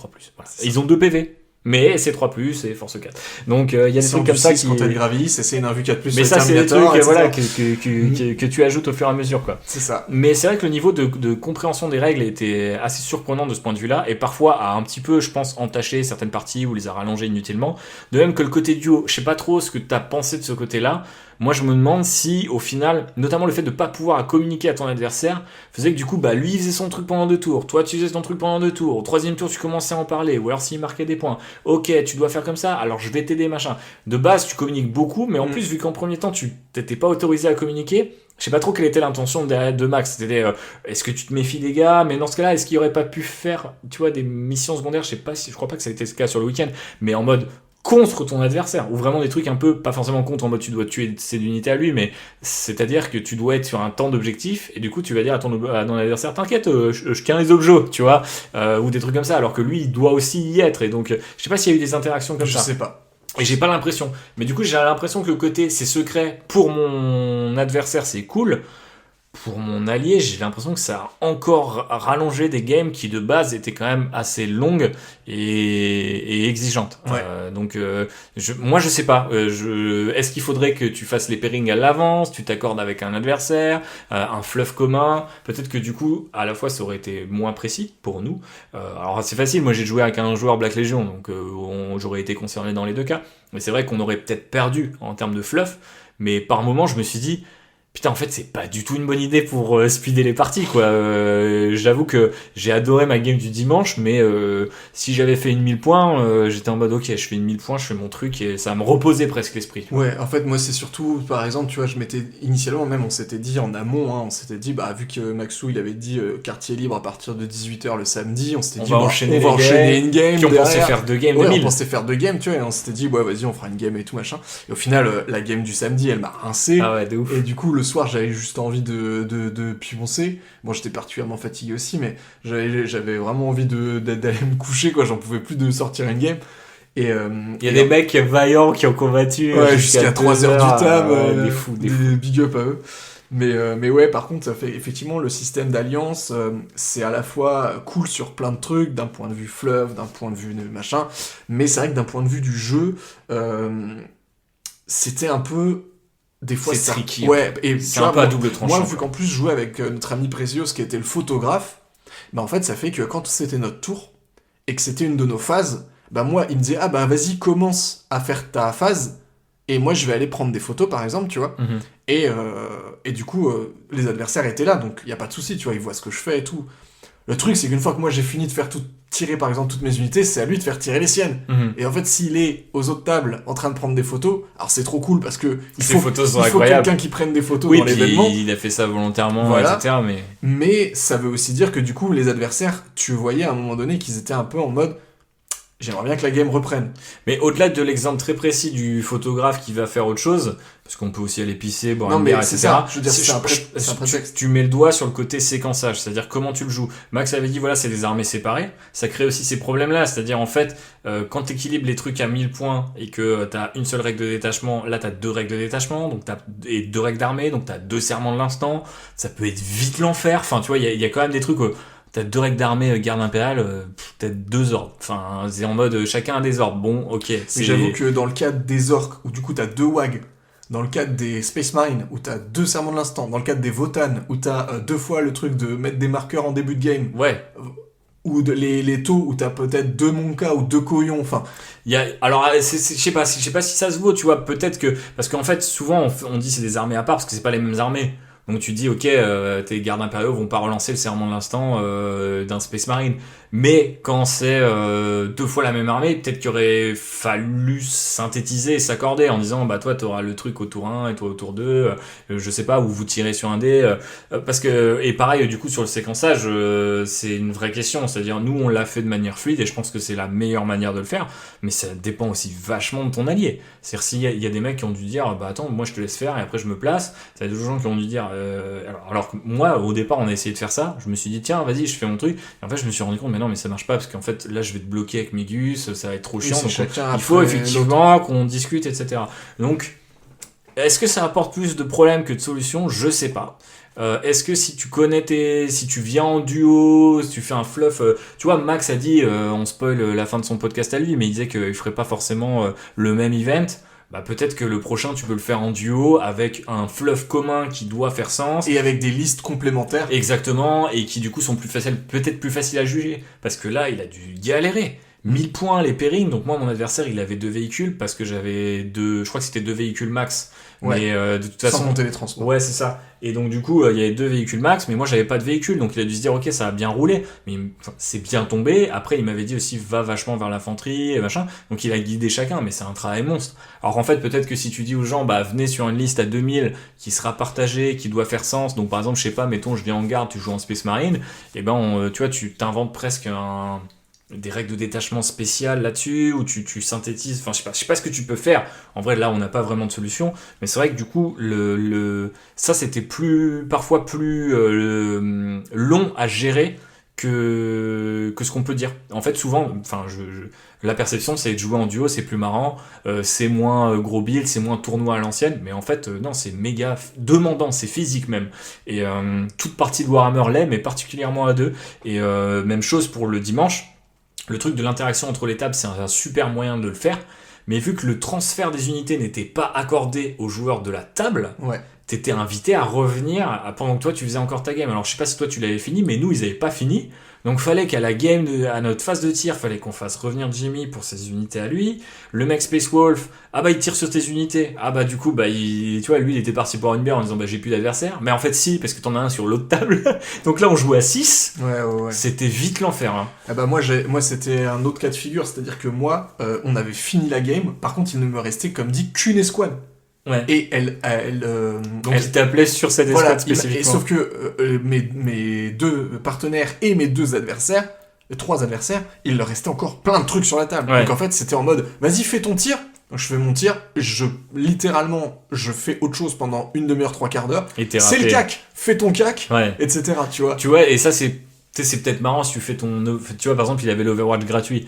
Peut-être c'est toi qui fais ton barreau d'honneur quand t'arrives et tu dis au gars, voilà, datasheet, merci. Et je vous la prête, voulez, quoi. tu vois. Et- Parce que moi, j'étais en mode, waouh, putain, je pense qu'on a perdu une demi-heure, voire une heure à courir après chacun, au fait, tel truc. Et par chance, moi, je connais les datasheets du chaos, donc je pouvais dire, ok, ce truc-là, il y a même un moment, j'étais en mode, genre, Jimmy, tu viens tirer, ou sinon, moi, je le fais parce que je l'ai, hein, ta datasheet, donc je vais tirer, tu vois. Et c'est vrai que, alors après, c'est normal, tout le monde veut un petit peu y mettre du sien, mais je me suis dit, putain, ok, ça, bon truc, petite astuce pour vous qui voulez faire de l'interaction entre les tables, transfert d'unité peut-être plus que genre... Ou alors si un joueur se barre d'une table, il se barre d'une table. C'est ça. Il a perdu. Enfin, il a perdu entre guillemets, il abandonne cet objectif primaire, il peut pas gagner sur une table et envoyer des unités. Ouais, ou alors, il envoie les unités, elles sont stockées sur le côté, et Ouais. il attend que sa partie soit finie, et après les unités... Vrai truc, tu vois. Mais ça, c'est des trucs un peu quality of life que forcément Maxou, il essuie les plates pour nous, et là on se dit, bah ouais, c'est évident. Bon, bah forcément, dans le feu de l'action, c'est pas forcément évident. Mais c'est clair que du coup, tu permets aux gens de faire autre chose. C'est ça. Alors que là, c'était un peu, t'es sur deux tables à tout moment, Mm. tu peux être sollicité sur ces deux tables, donc c'était vraiment, vraiment très demandant. Et contrepoint, par contre, parce que, comme dit, on est là... Contrepoint sur Voilà, contrepoint. on est là pour apporter une critique tout à fait objective, mais pas défoncer le truc. Contrepoint, c'est que s'il n'avait pas fait un système d'alliance et de pairing, des joueurs comme nous auraient plié leur game en 2h30 max, et d'autres auraient mis plus de 8 heures à faire une game de 1000 points potentiellement, parce que c'était chacun leur première game. Potentiellement. Alors après, ça, je me suis vraiment posé la question, et dites-nous en commentaire ce que vous en pensez, ou on en débattra dans le Discord, etc. Moi, je me suis dit, par rapport à cette idée de pool de niveau, je reviens sur cette idée-là, mais je me suis dit, est-ce que c'est pas mieux quelque part que t'as un mauvais niveau ou t'es un débutant? Mais si tu tombes sur un débutant, vous pouvez prendre plus de temps. Oui. Mais au moins, vous êtes dans la même compréhension des règles. Ouais. Et parce que si tu commences à faire débutant avec un mec confirmé, ça peut être frustrant. Bah, et surtout que le débutant risque de prendre un cul. En gros. Ouais, donc voilà. Après, si tu mets deux mecs mid, ça peut aller. En fait, tant que vous êtes au même niveau, ça va. Mais le problème, c'est qu'effectivement, alors à ce moment-là, on enlève la frustration dont on a parlé tout à l'heure, mais on crée un autre problème, qui est le problème, effectivement, du chrono. Et il n'y avait pas de chrono. Et donc du coup, faut que le chrono existe. Parce que si tu dis, ok, on a réussi, parce que tu pourrais très bien mettre un formulaire, vous avez fait combien de games cette année, Oui, c'est ça. et tu peux te dire, ok, mais alors déjà, Maxou il se casse le cul de genre, chacun a une expérience différente par jour. Faut que ça ait du sens pour le fluff, faut que les alliances elles aient du sens aussi, et là faudrait accorder les niveaux. Bon, laisse tomber le casse-tête, il y a forcément un mec qui joue 2 fois contre le même Gus, ça c'est sûr. Alors, ou alors t'as un événement avec 60 personnes et t'as tout un putain de stade de foot pour Ouais, jouer, c'est mais ça c'est une C'est le autre Flash for logistique. Game Day. C'est ça.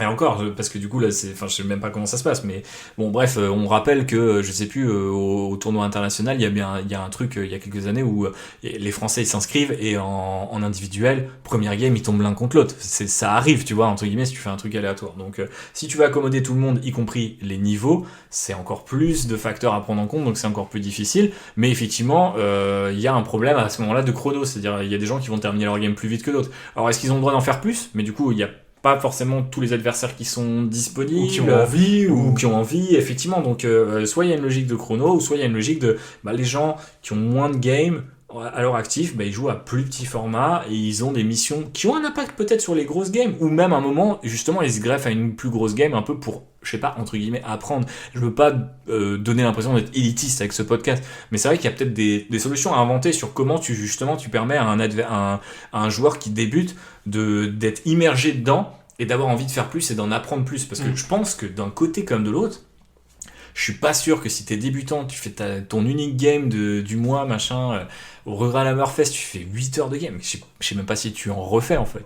Je suis pas sûr que ça soit la meilleure expérience. Je pense qu'il y en a qui ont kiffé. Après, là, c'est narratif, c'est avec des potes. Enfin, en vrai, les gens, ils étaient trop qualitatifs pour que tu veuilles. Mais ça n'est pas impossible qu'il y ait des joueurs qui étaient pas dégoûtés, mais disons qui ont été rincés par l'expérience et qui se sont dit plus jamais. C'est ça une game de Warhammer contre voilà, tu vois, genre mais c'est marrant, enfin cette perspective là est marrante. C'est clair qu'il y a un énorme écart entre l'expérience et ce que t'en retires. Et je sais que nous on est sortis, on était en mode putain lessivé, on était aussi peut-être beaucoup plus négatif qu'on l'est là, alors qu'au final avec le recul enfin tu vois, ça se dissipe vachement vite ce feeling là, tu vois. Mais bref, je voulais revenir aussi sur un truc. C'est les différentes listes qu'on a pu avoir et ce qui était perçu un petit peu comme narratif ou non, parce que Max il avait quand même mis pas mal de restrictions et on a vu quand même que peut-être il aurait pu en mettre plus, ou peut-être il faudrait être un peu plus rigoureux sur certaines listes. On revient peut-être un peu à ce qu'on disait sur le côté, tiens, les alliances avec par exemple les doubles serments de l'instant ou les doubles wild. C'est-à-dire qu'en fait, j'ai vu des listes à 1000 points, j'étais en mode genre, c'est une liste à 1000 points, genre il y a l'infanterie, il y a des trucs pour faire des actions, etc. Et j'ai vu des listes à 1000 points et j'ai fait, putain, ça c'est 1000 points. Genre, ça faisait peur visuellement parlant. Alors après, tu vois, par exemple, t'as une armée Ravenwing, t'as que de la moto, enfin, ou t'as plus de véhicules. Et en l'occurrence, je crois qu'il avait Rudy, il y avait deux Landspeeder. Ouais, deux Landspeeder, donc il respectait le truc. Mais je trouve ça va, tu vois. Mais je me suis dit, j'ai vu quelquefois des tables où je me suis dit, ou même, tu vois, le côté Death Star. Tu vois, le côté Death Star, ça rentrait dans les... En fait, ce qui est perçu comme narratif, c'est très marrant, parce que t'avais par exemple mon adversaire, que je salue une nouvelle fois, Theta, qui arrive avec un volant en mode, c'est le truc qui synergise avec aucune règle, mais c'est tellement cool de voir l'avion entre les ruines et tout machin, je joue l'avion. Et t'as des mecs qui étaient en mode, j'ai le droit à faire un doublon, donc je vais faire 10 frimeurs avec un mec. Et je dis pas que c'est forcément complètement pété, mais du coup, c'est genre pas du tout le même feeling sur table d'une unité qui doit valoir à peu près le même nombre de points, tu vois. Il y a vraiment un côté genre, ok, ça rentre dans les restrictions en points et les restrictions maison de Max, mais ça, le côté des stars, ça peut être vachement violent, tu vois. Ou pareil, des trucs thématiques hyper cool. Mon Imperial Fist en face de moi, full Gravis. Mais en fait, à un moment, tu te casses les dents, en fait, sur de l'an du 6. Toi, t'es là avec du bolter, t'as 4 armes spéciales dans ton armée. Compliqué, tu vois. Enfin, puis le Dread Redemptor. Plus le Dread Redemptor, effectivement. Mais tu vois ce que je veux dire, il y a vraiment un truc de...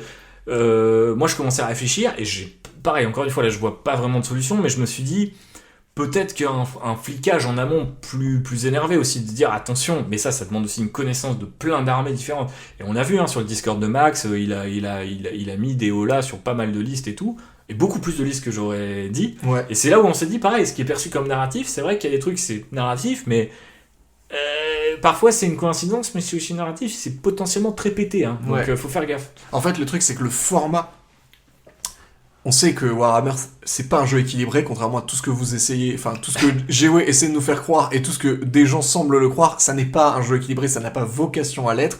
Et ça sera l'objet d'un nouveau podcast. Voilà. Et typiquement, par contre, un événement comme celui de Maxou le montre à merveille. Vraiment, il te montre que quand t'imposes des restrictions d'équilibre aux gens qui sont en vrai très, très honnêtes, hein, des très bonnes restrictions à base de un QG, 2 troupes, pas de triplette, une doublette max, hors battle line et transport. Et deux véhicules max. Voilà, et je crois 230 points par datasheet maximum, et une seule datasheet à ce coup-là.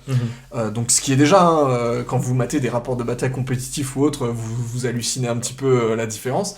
Mais rien que ça, dans ce format-là, t'as des unités avec ces restrictions qui sont extrêmement forte. Je pense à un Dreadnought Redemptor, une escouade d'intercesseurs lourds avec un perso qui va bien, le Hekaton Fortress, ou la Riptide Toe.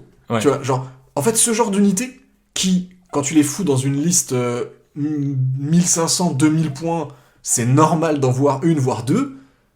À 1000 points avec des restrictions spécifiques, cette unité-là, elle va forcément Ouais. maxer ce qu'elle est capable de faire. Tu vois. Ouais, c'est clair. Bah, c'est surtout que là, on en revient à fliquer les listes, non pas une par une, mais aussi entre elles. C'est-à-dire que là, t'es tombé avec ton allié Black Templar. Ouais. Vous étiez quasiment full infanterie à part un transport. Un impulseur. Il n'y avait pas de Dreadnought. Pas de Dreadnought, pas d'anti-char. Et en fait, tu vois les Canton Fortress en face et tu fais genre... Plus waouh. les 2 Sagittors en transport, Ouais, tu plus fais- au total 9 motos Votan. Puisque un en jouait 3 et l'autre en jouait 6. Et tu vois, c'est typiquement un pairing où tu te dis, bon, les 2 joueurs Votan, ils vont jouer ensemble. Ouais, calmez-vous sur les motos, les mecs, tu vois. Ou calmez-vous sur tel véhicule. Ou alors, s'il y a un mec qui fait les véhicules, bah, il y a une liste full. Lui, toi, tu pars full véhicule, mais par contre, l'autre, il a pas le droit. Nous, au final, avec la Black Legion, j'ai l'impression que c'est ça qu'il a fait. Parce qu'il y avait 2 véhicules d'un côté et pas de l'autre. Donc, au final, ça allait. Mais j'ai l'impression qu'effectivement, dans 2-3 pairings que j'ai vus, je me suis dit, waouh, mais l'enfer. Alors après, scénario, secondaire, etc., peuvent équilibrer tout ça, mais on sait très bien que, en fait, du coup, t'équilibres à 1000 individuellement, et tu dis aux gens ensuite de créer des listes à 2000, et en fait, aucune liste à 2000, si on les devait les fusionner, n'est comparable à ce qu'on aurait joué, je pense, tout seul à 2000. Ouais.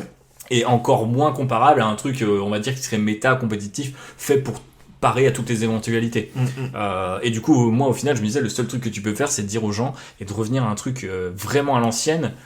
C'est ce vers quoi je pencherais, moi, personnellement, de dire, mec, organigramme à l'ancienne, 1 QG, 2 troupes minimum, 0-1 élite, 0-1 attaque, 0-2 attaque rapide, 0-2 soutien, et ok, après t'es obligé de faire un peu le flicage sur ton app, genre c'est quoi que tu considères comme soutien, etc. machin. Mais je veux dire, les gens sont pas cons. Enfin, je veux dire, ils comprendront que, par exemple, des infiltrators, c'est une battle line déguisé, tu vois. Par contre, effectivement, je sais pas, de l'infanterie avec un méga bazooka, j'ai pas d'exemple en tête. Bah, les Space Marines avec les gros lance-missiles, là. Ouais, mais les tu vois, éradicateurs. ou même, tu vois, je crois, bah, les agresseurs lourds, les intercesseurs lourds, c'est de la battle line. Mais pour moi, c'est des trucs qui tirent des putains de bolters lourds, quoi. Je veux dire, il y a un moment, faut qu'on le regarde la vérité en face, ce sont des dévastators. C'est un peu Space, tu vois, qui est de ça en battle line, mais pas du Phobos, par exemple. Tu vois, pour moi, bon, il y a des trucs, du coup, que GW n'arrive pas non plus à fixer. C'est-à-dire que, du coup, si tu te bases sur du GW pour faire tes propres guidelines, t'es mort. Donc là, c'est pour ça que Max avait fait les siennes. Et je pense que tu te dis aussi que même avec les siennes, qui étaient bonnes, hein, je pense qu'il était la bonne voie, il y a 2-3 trucs où je me suis dit, ouah, putain, soit lui, il a été conciliant, ou soit, en fait, bah, on peut pas être conscient non plus de tout ce qui peut être fort, ou soit il y a des mecs aussi qui jouent la restriction, c'est-à-dire, Oui. tu peux me permettre de taper jusqu'au mur, bah je colle le mur, tu Ah vois, ouais, genre clairement. vraiment quoi. Bah, et moi je pense que d'ailleurs, je sais que j'ai entendu quelques joueurs parler de ça le dimanche, que en gros, si c'était à refaire en connaissant du coup ce qui a été joué, tu vois, ils changeraient complètement leur liste en fait. Bah ouais, Parce mais que, c'est sûr. tu vois, moi par exemple, même moi, hein, je veux dire, là la liste que j'ai jouée c'était fluff et tout machin, mais là, dans le même cadre, avec les mêmes adversaires que j'affronte et tout, bah clairement je change des trucs, tu vois, j'enlève les 3 snipers éliminators qui ont fait pas grand chose et je fous un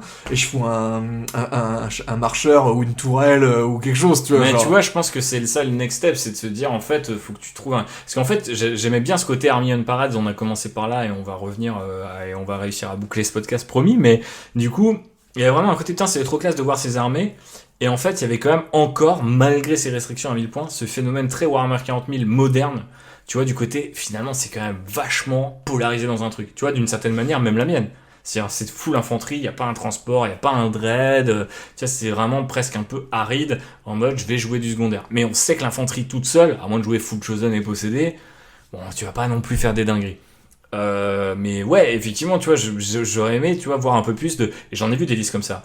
Il y avait un transport, un QG, 2 troupes, j'ai mis un avion, j'ai mis un dread, j'ai mis un machin. T'avais vraiment des listes qui avaient de la gueule visuellement, très Pat White Dwarf, tu sais que tu ouvrais ta double page. Franchement, big up à la liste de Jadot par exemple, qui était genre vraiment White Dwarf Il n'y flavor. avait pas une Riptide justement Si, dedans mais alors il avait une Riptide, mais il avait aussi des Croûtes, des Vespides, des Guerriers de Feu, des Breachers. En fait, il avait vraiment pris ce truc de une armée Tu vois, moi totale je me qu'elle est suis presque représentée. demandé s'il fallait pas juste dire c'est mono entrée quoi, c'est-à-dire Mono data sheet. ouais, c'est ça, hors battle line, c'est mono data sheet et démerde-toi avec ça. Et pareil, t'as un héros, tu vois vraiment des restrictions plus global, ou alors par points, mais en même temps les points peuvent tellement varier. Toi ta liste elle a pris des points, Ouais, moi, la je mienne suis par passé chance, à 1005. je crois que le Space Marine du Chaos ça doit être le meilleur codex de la V10 sur le côté, il y a rien qui bouge. C'est genre vraiment ma liste elle bouge pas, c'est emmerdant parce qu'il y a des trucs que j'ai du mal à rentrer, mais pour le coup moi elle a pas changé. Tu vois. Ouais, ou tu vois, par exemple, il y avait Nono le Nurgling qui était là, qui a été très fair parce qu'il a joué la Death Guard, alors que le nouveau codex vient tout juste de sortir, et il a joué, je lui ai prêté l'index en version papier pour qu'il joue avec l'index. Big up à Nono. Voilà, parce que s'il avait joué la liste qu'il a présentée avec le nouveau Dex, ça aurait été infâme. Mais de manière générale, ce côté polarisé des gameplays, etc., notamment sur les 4 derniers codex là, du chaos, Emperor Children jusqu'à Thousand Sons, t'as quand même des trucs, je sais pas si c'est si fort, mais c'est des trucs vraiment, intrinsèquement, c'est automatiquement tu mets des unités dans le vent, dans ce genre des joueurs dans le vent, dans ce genre d'unité. Quand tu dis le mec Death Guard il arrive avec une endurance à 6 en moyenne, enfin moi j'ai affronté des Gravis en face avec une liste molle, enfin full d'infanterie, bah en fait le gars c'est simple hein, et il l'a pas fait, mais je veux dire il target la seule unité qui peut vraiment l'emmerder et il est tranquille le reste de la game. C'est pas marrant de jouer comme ça, donc bien par chance personne je crois n'a joué comme ça ce week-end. J'ai pas l'impression. Mais tu vois, c'est vraiment c'est des possibilités que tu ouvres, tu vois.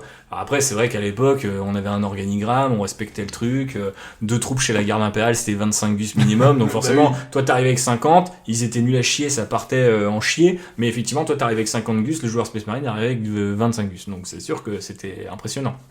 Mais voilà, il y a des trucs à réfléchir en tout cas, je pense, sur ce côté organigramme. On aurait pu parler de la durée de l'événement, de la durée des parties spécifiquement, mais on en a déjà un petit peu parlé, du besoin d'avoir peut-être recours à un arbitre ou plusieurs. Et de manière générale, on y a fait allusion tout à l'heure, on était dans vraiment le trou du cul du monde, pour ainsi dire. On avait absolument zéro réseau, on n'avait pas un wifi à se mettre sous la dent. C'est pas vraiment une critique ni à l'événement, ni à l'école, ni à Maxou, mais ça c'est un vrai truc où on s'est rendu compte que beaucoup de gens sont dépendants de l'app et nous les premiers. En plus, l'app, tu peux checker les index ou vite fait 2-3 trucs quand même global. Les règles, les règles globales. Et il n'y avait pas non plus un livre de règles à l'horizon, parce que les gens ont maintenant les règles en PDF, entre guillemets, gratos. Personne s'est trimballé son livre de règles. Enfin, moi, j'en ai pas vu. Non, il y avait des gens avec des codex, il y avait des gens qui avaient imprimé leur datasheet ALN 40K, les cartes. Mais c'est vrai que pas de livre de règles, ou alors c'était des gens comme moi qui étaient sur l'appli, et du coup on allait dans la cour de récré, charger l'appli et tes datasheets sur l'appli, et une fois que t'avais chargé ça, tu ne fermais plus ton téléphone. Moi j'étais chez Free pour ne pas les citer, et il faut que Xavier Niel se bouge le cul parce que la ville tertre n'est pas couverte chez Free, et du coup j'avais pas accès à l'app, et quand je devais dire aux gens mais c'est comme ça que marche la règle, et ben je pouvais pas leur montrer factuellement, donc en fait c'est un peu emmerdant aussi, tu vois. Donc ça c'est pas du tout, enfin c'est pas de chance entre guillemets, ça se trouve l'année prochaine c'est réglé, ou ils mettent un wifi dans l'école et c'est réglé. Mais c'est vrai que je me suis dit putain en fait ouais ça c'est waouh, en fait maintenant les gens sont vachement dépendants des téléphones, de ah tiens un cas de figure je vais checker Reddit, ah bah je peux pas, enfin tu vois c'est beaucoup des trucs comme ça. Et même d'un point de vue très pratique, nous on voulait un peu couvrir l'événement en mode les gens s'en sont rendus compte, ils étaient en mode tout le monde est mort en mode reportage. C'est vrai que du coup on n'a pas pu faire grand chose, et c'est vrai qu'on était un peu alors c'était à la fois cool parce qu'on était dans une bulle temporelle de Wargame, je dois dire que moi ça m'a c'était très apaisant parce qu'on était vraiment coupé du monde extérieur et même de la vie en général, donc ça c'était cool. C'était vraiment que le soir quand tu rentrais au Airbnb, que t'activais ton wifi, t'avais ta 4G. Moi j'étais vraiment dans le War pendant oui c'est vrai, moi j'avais un peu de 4G, mais par contre c'était pas non plus zinzin. Pour vous dire, c'est Raph qui prévenait ma meuf qu'on était à tel endroit, qu'on avait bien dormi. Mais bref, c'était quand même la croix et la bannière, donc c'était à la fois cool, mais à la fois c'est vrai que du coup ce côté communautaire du Wargame qui est maintenant très actuel dans Warhammer, on l'a un peu perdu. Et notamment nous on l'a vu dans le Discord, enfin les différents Discord dans lesquels on est, où on a vu que les mecs ils sont en mode ils répondent plus, les mecs ils sont morts ou quoi. C'est genre en fait on est juste pas morts, on a juste pas de réseau pour vous les gars, désolé. On aurait bien aimé vous mettre des photos en direct live de nos parties, vous écrire des petits là j'affronte tu sais follow les gens instantanément, je suis à tel endroit et ça, tout. Tu vois, moi j'aurais rêvé de faire mon petit selfie avec les différents membres du Discord pour les taguer après, dire regardez on est avec machin, on est avec truc, on est avec bidule. En fait c'était galère, mais du coup c'est vrai que du coup pas beaucoup de photos entre guillemets avec les gens, moins le réflexe, les vidéos, les trucs et ça, et ce qui était appréciable, enfin finalement tu vois c'est à la fois un défaut et une qualité, mais c'est vrai que d'un point de vue praticité sur l'événement, ça a un petit peu manqué, et effectivement je pense que, et ça Maxou il me l'a dit quand on était sur place, il disait du coup ça fait chier parce que j'ai l'impression que il y a très peu de, comment dirais-je, de couverture. On a l'impression que le truc n'existe pas. Alors par chance, entre les photos, les vidéos, les trucs, t'as vu, tout le monde est revenu et avec plein, enfin le stock de photos, et je pense que ça fait quand même des super souvenirs aux gens. Mais il y a effectivement un petit côté de, moi j'ai fait une story le vendredi, et après tout le week-end j'ai essayé de vous poster des stories qui ne partaient pas. Et je vous ai tout balancé ensuite, mais du coup, effectivement, c'était assez bluffant de ce point de vue-là. Ça, c'est plus marrant. On termine sur une note assez cocasse, mais au final, on n'en a pas trop souffert. Et c'était notre petit moment de déconnexion à nous. Bilan, mon cher Raphaël, pour terminer ce podcast. Est-ce que t'es partant pour une seconde édition? Comme on le disait tout à l'heure, en fait, Max a dit que s'il y en avait une, ce serait aussi chacun chez nous, en s'inspirant. Donc, c'est aussi pour ça qu'on s'est permis de faire ce podcast et d'être aussi critique, en voyant qu'est-ce que nous on garderait, qu'est-ce que nous on changerait. Il garderait beaucoup de choses, j'en changerais d'autres, mais je pense qu'il y a quand même vocation à refaire. La salle était chouette, l'ambiance était cool, le fait d'incarner, de réussir à incarner, tu vois, tout le côté rural aussi, et de faire venir les gens, c'est pas rien, je trouve. Ah ouais. Donc je pense que ce serait cool de se retrouver pour une nouvelle édition. Ah, moi, tous les jours. Hein. En plus, il y a un truc dont on n'a pas du tout parlé, mais je vais pas épiloguer là-dessus, mais ça a été aussi une source de motivation hobbyistique pour, je pense, pas mal de joueurs.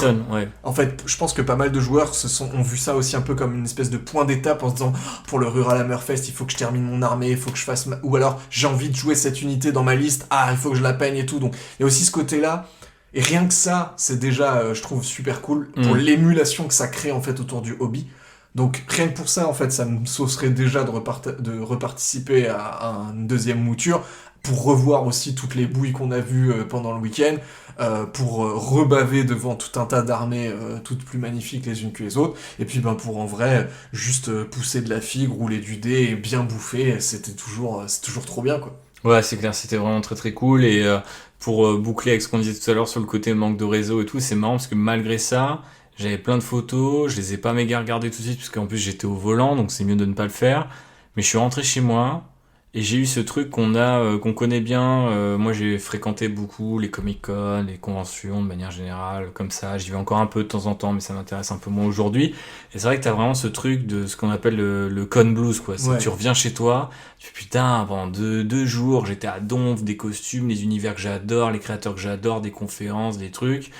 Tu fais aussi ton petit supermarché. Bon, là, on n'avait pas de trucs à acheter, mais on pourrait dire c'est un peu le côté la bouffe, rencontrer des gens que tu connais que d'internet, mais que tu vois en vrai. Et tu rentres chez toi et la vie a un goût tellement fade Tu dois retourner au taf.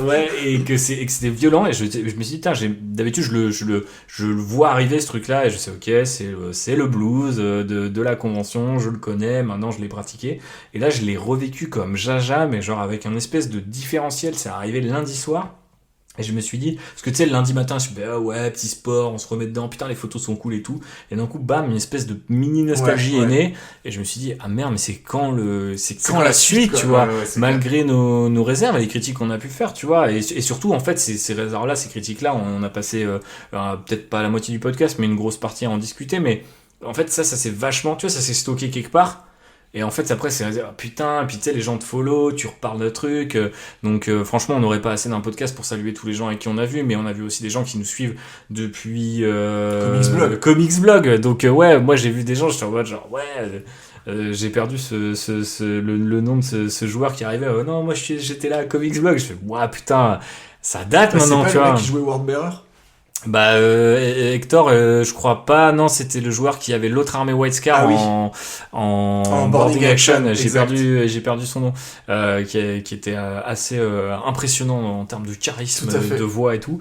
Et du coup, le mec arrive, moi je te connais, mais depuis tel. Et c'est marrant en fait ce côté parasocial qui m'a. Parfois c'était un peu compliqué, notamment à l'époque Comics Blog et tout, mais en fait avec le hobby, vu qu'on a tout de suite ce côté, on a nos armées, on va parler de ça, enfin c'est un briseur de glace hyper rapide et t'as l'impression de tout de suite bien connaître les gens et ça c'est vraiment cool. Donc Maxou, si tu nous entends et je pense que tu écouteras ce podcast, on est partant pour une deuxième édition, tu fileras un coup de main s'il faut pour faire des tartes aux pommes, installer des tables et plus encore s'il le faut. Et puis nous, on va digérer toutes ces influences pour peut-être un jour avancer sur notre propre événement, qui sait, petit teaser pour ne rien vous cacher, avant même que Maxou dégaine, c'était un petit peu dans les cartons, mais c'est vrai que Pour ne rien vous cacher aussi, bah, quand Maxou a annoncé, et ça il le sait, j'en ai parlé, je lui ai dit écoute, tu vas essuyer les plâtres pour nous, et moi j'étais très curieux de voir comment il allait faire et quelles allaient être les contraintes, etc. J'avais même proposé mon aide, il se trouve que Xavier était déjà sur le côté lore, etc. Mais j'aurais kiffé, tu vois, m'atteler vers un tel truc. Donc on va voir si ça se fait un jour et sous quelles conditions. Parce que on se rend compte que critiquer, parler dans un micro et dire voilà ça aurait pu être mieux et tout, c'est relativement simple, même si ça nous prend du temps, il faut formuler correctement sans vexer personne. Mais après se mettre au travail, c'est quand même dans un second temps beaucoup plus difficile. Exact. Donc on vous remercie en tout cas et merci Raph pour ton débrief. Si vous y avez participé, bah faites-nous vos retours, notamment vos retours sur nos retours pour qu'on voit un petit peu où c'est qu'on se situe Ouais, par si rapport vous n'êtes pas du tout d'accord avec exactement, ce qu'on a parce qu'en fait, potentiellement, ça va arriver. Si vous en avez d'autres, vous les laissez aussi en commentaire, vous nous rejoignez sur Discord, on en discute également.